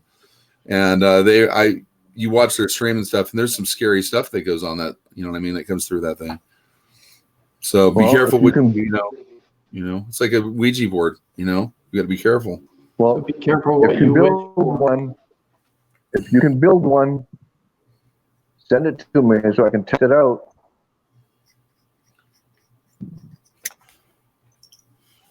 Yeah. You know what I noticed when I restarted my computer? My image is like 10 times brighter. Isn't that weird? Yeah, like it's a lot clearer too. It's on it was blurry, wasn't it? Yeah, it's weird. Yeah, I never realized that. Yeah. It's pretty high. It's better definition than mine. Yeah, it got a lot brighter. Yeah. And I only have 2 little lamps on. That's weird. So did you find a place to plug it in, Jax?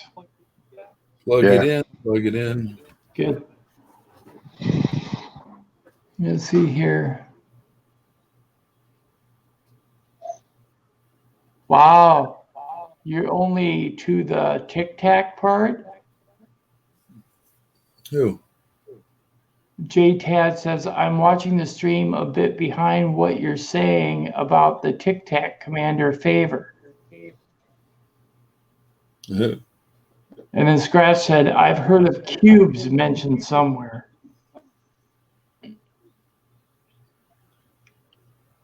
Cubes? I don't know. What is he talking about? The Borg? Yeah, the Borg, yeah. Resistance is futile. I look at it this way. There have been pictures of black cubes near the sun, but in my opinion, those are just NASA trying to block stuff that they don't want you to see. I don't believe that they are actual alien cubes. Of course, that's just my opinion.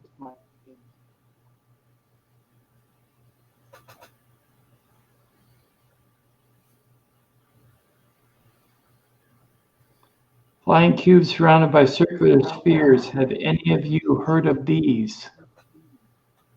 I haven't. But you never know. Flying cubes surrounded by circular spheres. Have any of you heard of these? Oh yeah, the Borg was flying around in a sphere when in Star Trek First Contact. Yes, and the Queen was flying in a round sphere, right? But they're talking about actual cubes flying around in our atmosphere with spheres around them. I know. I was playing a cue and doing a funny joke. Oh, funny joke. Okay, Q. I'm not laughing. I'm just kidding. Oh, I'd be booted, wouldn't I? Yeah. This is why nobody talks to UFO man. Yeah, I know. No one talks to UFO man. Yeah. Smell you later. Yeah, smell you later. Yeah. And this is why Jax never shaves. This is why we're all condemned in this planet at the same time, at the same year in interval, so we can drive each other nuts before we go to hell for permit purposes. Pilots reported them. We'll be going to hell along with the NIMITZ reports. You're talking cubes, Alex? You. Uh-oh. Okay. See, we're at hell O. Okay, hello.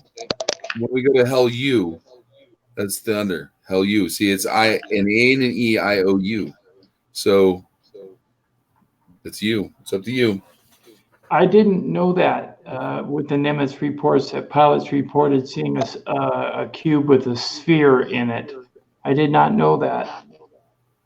Or a sphere with a square in them. I did not know that either. Information to me, I'll have to read up on that. Thanks for the heads up.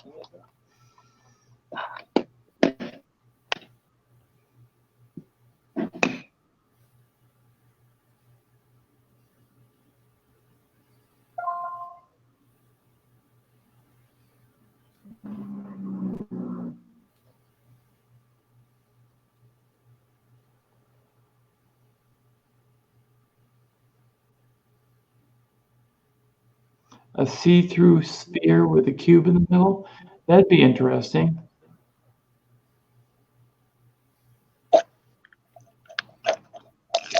You're saying it was mentioned on Rogan? Okay. Oh, Rogab, sorry for typos.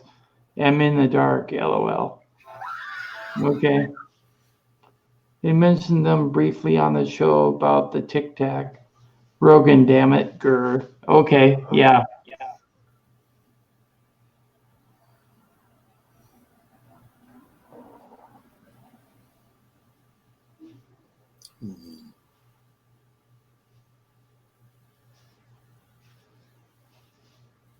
Yes, I agree it's disclosure, but why did they only release a grainy video of a white object flying above the ocean and then kind of like slam the lid down and not give us any more information? Why did they only give us a little bit? Because they want you to think that they shut down the program like they said they were going to do. See, that's what I think too. I think they are shutting down the program. I don't think they are. Well, no, I think they're still researching, but disclosure has been kind of shut down. I don't think that was their plan all along. You do? No, I don't. What do you think was their plan?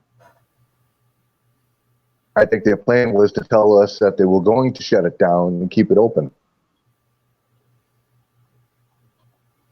I think they're keeping it open, but because of their limited disclosure, it in essence is telling us that disclosure is not coming. I personally, now I've always believed this. I personally believe that the only way we're going to get disclosure is amongst ourselves. It's going to have to be a bunch of regular people who have had regular sightings or incredible sightings for that matter, coming together, collaborating as a community and releasing the information to the public. That's the only way disclosure is going to happen. But that's my opinion.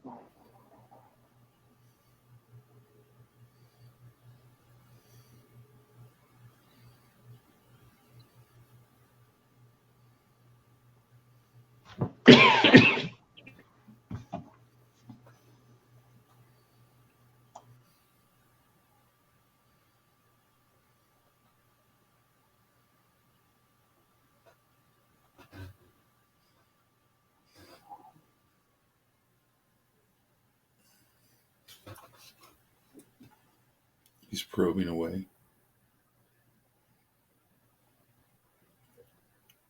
Is that what you're doing? Is that why Jax has that weird angle on his camera? What? Because he's probing away. No.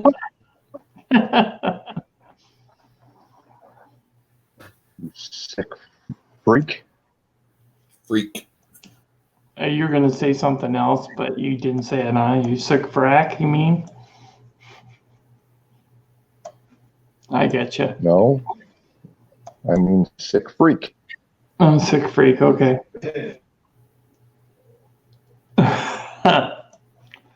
It's funny. Let's see here. Not probing away, you sick. Alex.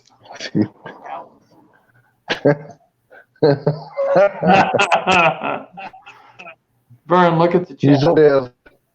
He's over there laughing as he's reading it.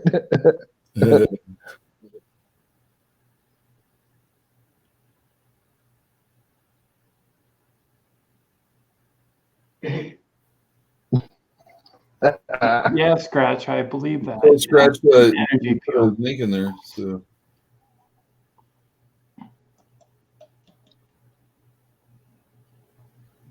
I'm probing away. Oh, shit. Vern, if you want to, you can put a link in there. I don't know where the link is. Okay, I'll get it.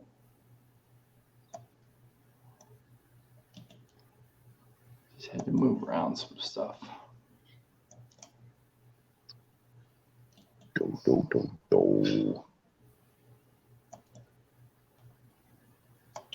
So I had a 10-minute delay in Las Vegas. Yeah. And I was right across the street from the Golden Nugget. Oh, that sucks. What a tease, huh? It's closed, isn't it? No, it's not closed. The lights were on.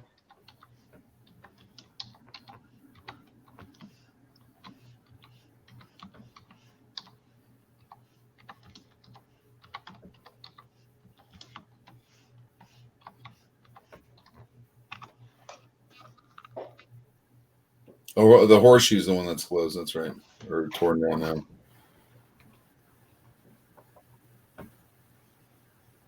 How about the one with the big cowboy? Is he still there in Vegas? Oh, no. You know what I mean? You used to be able to see the big cowboy waving at you as you came into town. Yeah, it was on it like this. Yeah, like that. Yep. I wonder if he's still there.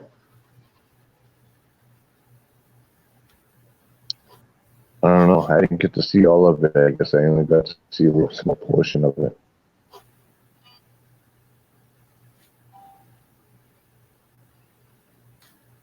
Scratch, I I know. put a link in there if you want to come on the stream. I know that. What is it? The Dunes casino is gone.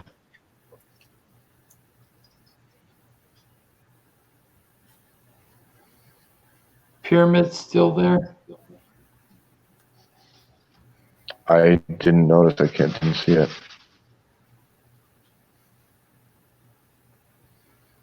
Oh, okay, Scratch, that's fine.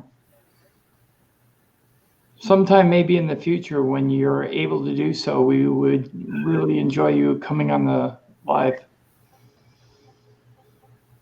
Alex, since you're probing away, why don't you come on and show what you're doing?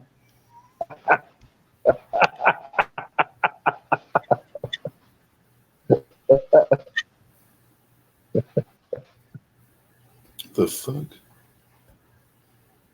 I actually have a shirt that says probe on it. Believe it or not.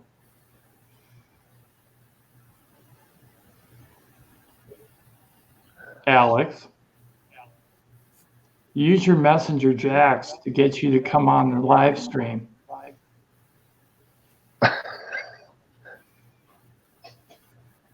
What was he saying? No. Oh, believe me, Tube is already a T-shirt salesman. Oh yeah, I know he is.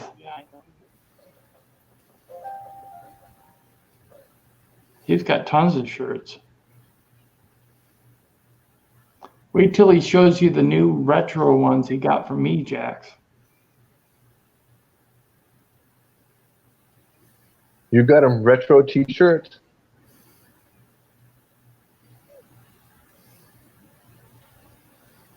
Couple of them. Cool.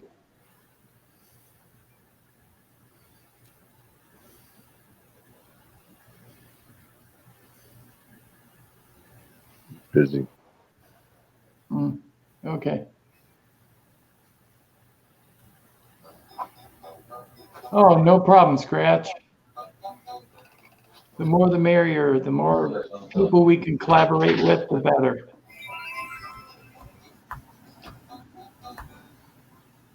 What you up to, Vern? I was just trying to see something, but every time I do anything, I got fucking ads coming up and shit. I think And I want to use even the fucking browser. I have ads coming up, so it's like it's all coming through Google Play thing or whatever. It's like I got a bug or something, and I can't find it on here. right. No, it's not. It's not a bug. There's videos on how to stop it, but you gotta have a certain type of phone to stop it.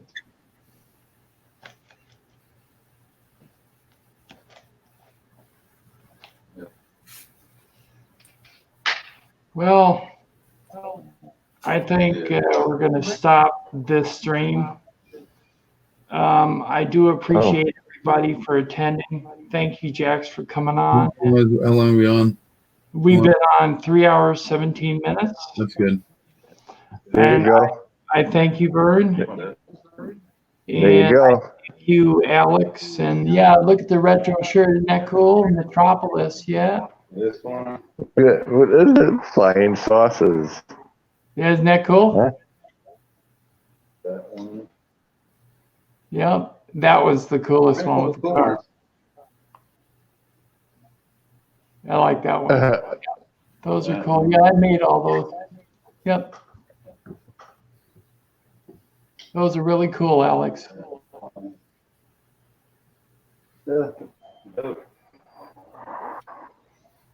Nice. Really cool. Anyways, I want to thank you, J-Tad and Scratch and Alex and everybody who came into the live stream, and expect to see us again soon. I'm probably going to have another live stream coming up on Sunday, perhaps. I will be talking to my friends in the stream right now to figure on a later date to figure out when we're going to come on again. But you all have a nice evening, and thanks for being here. Thank you. Stay spooky.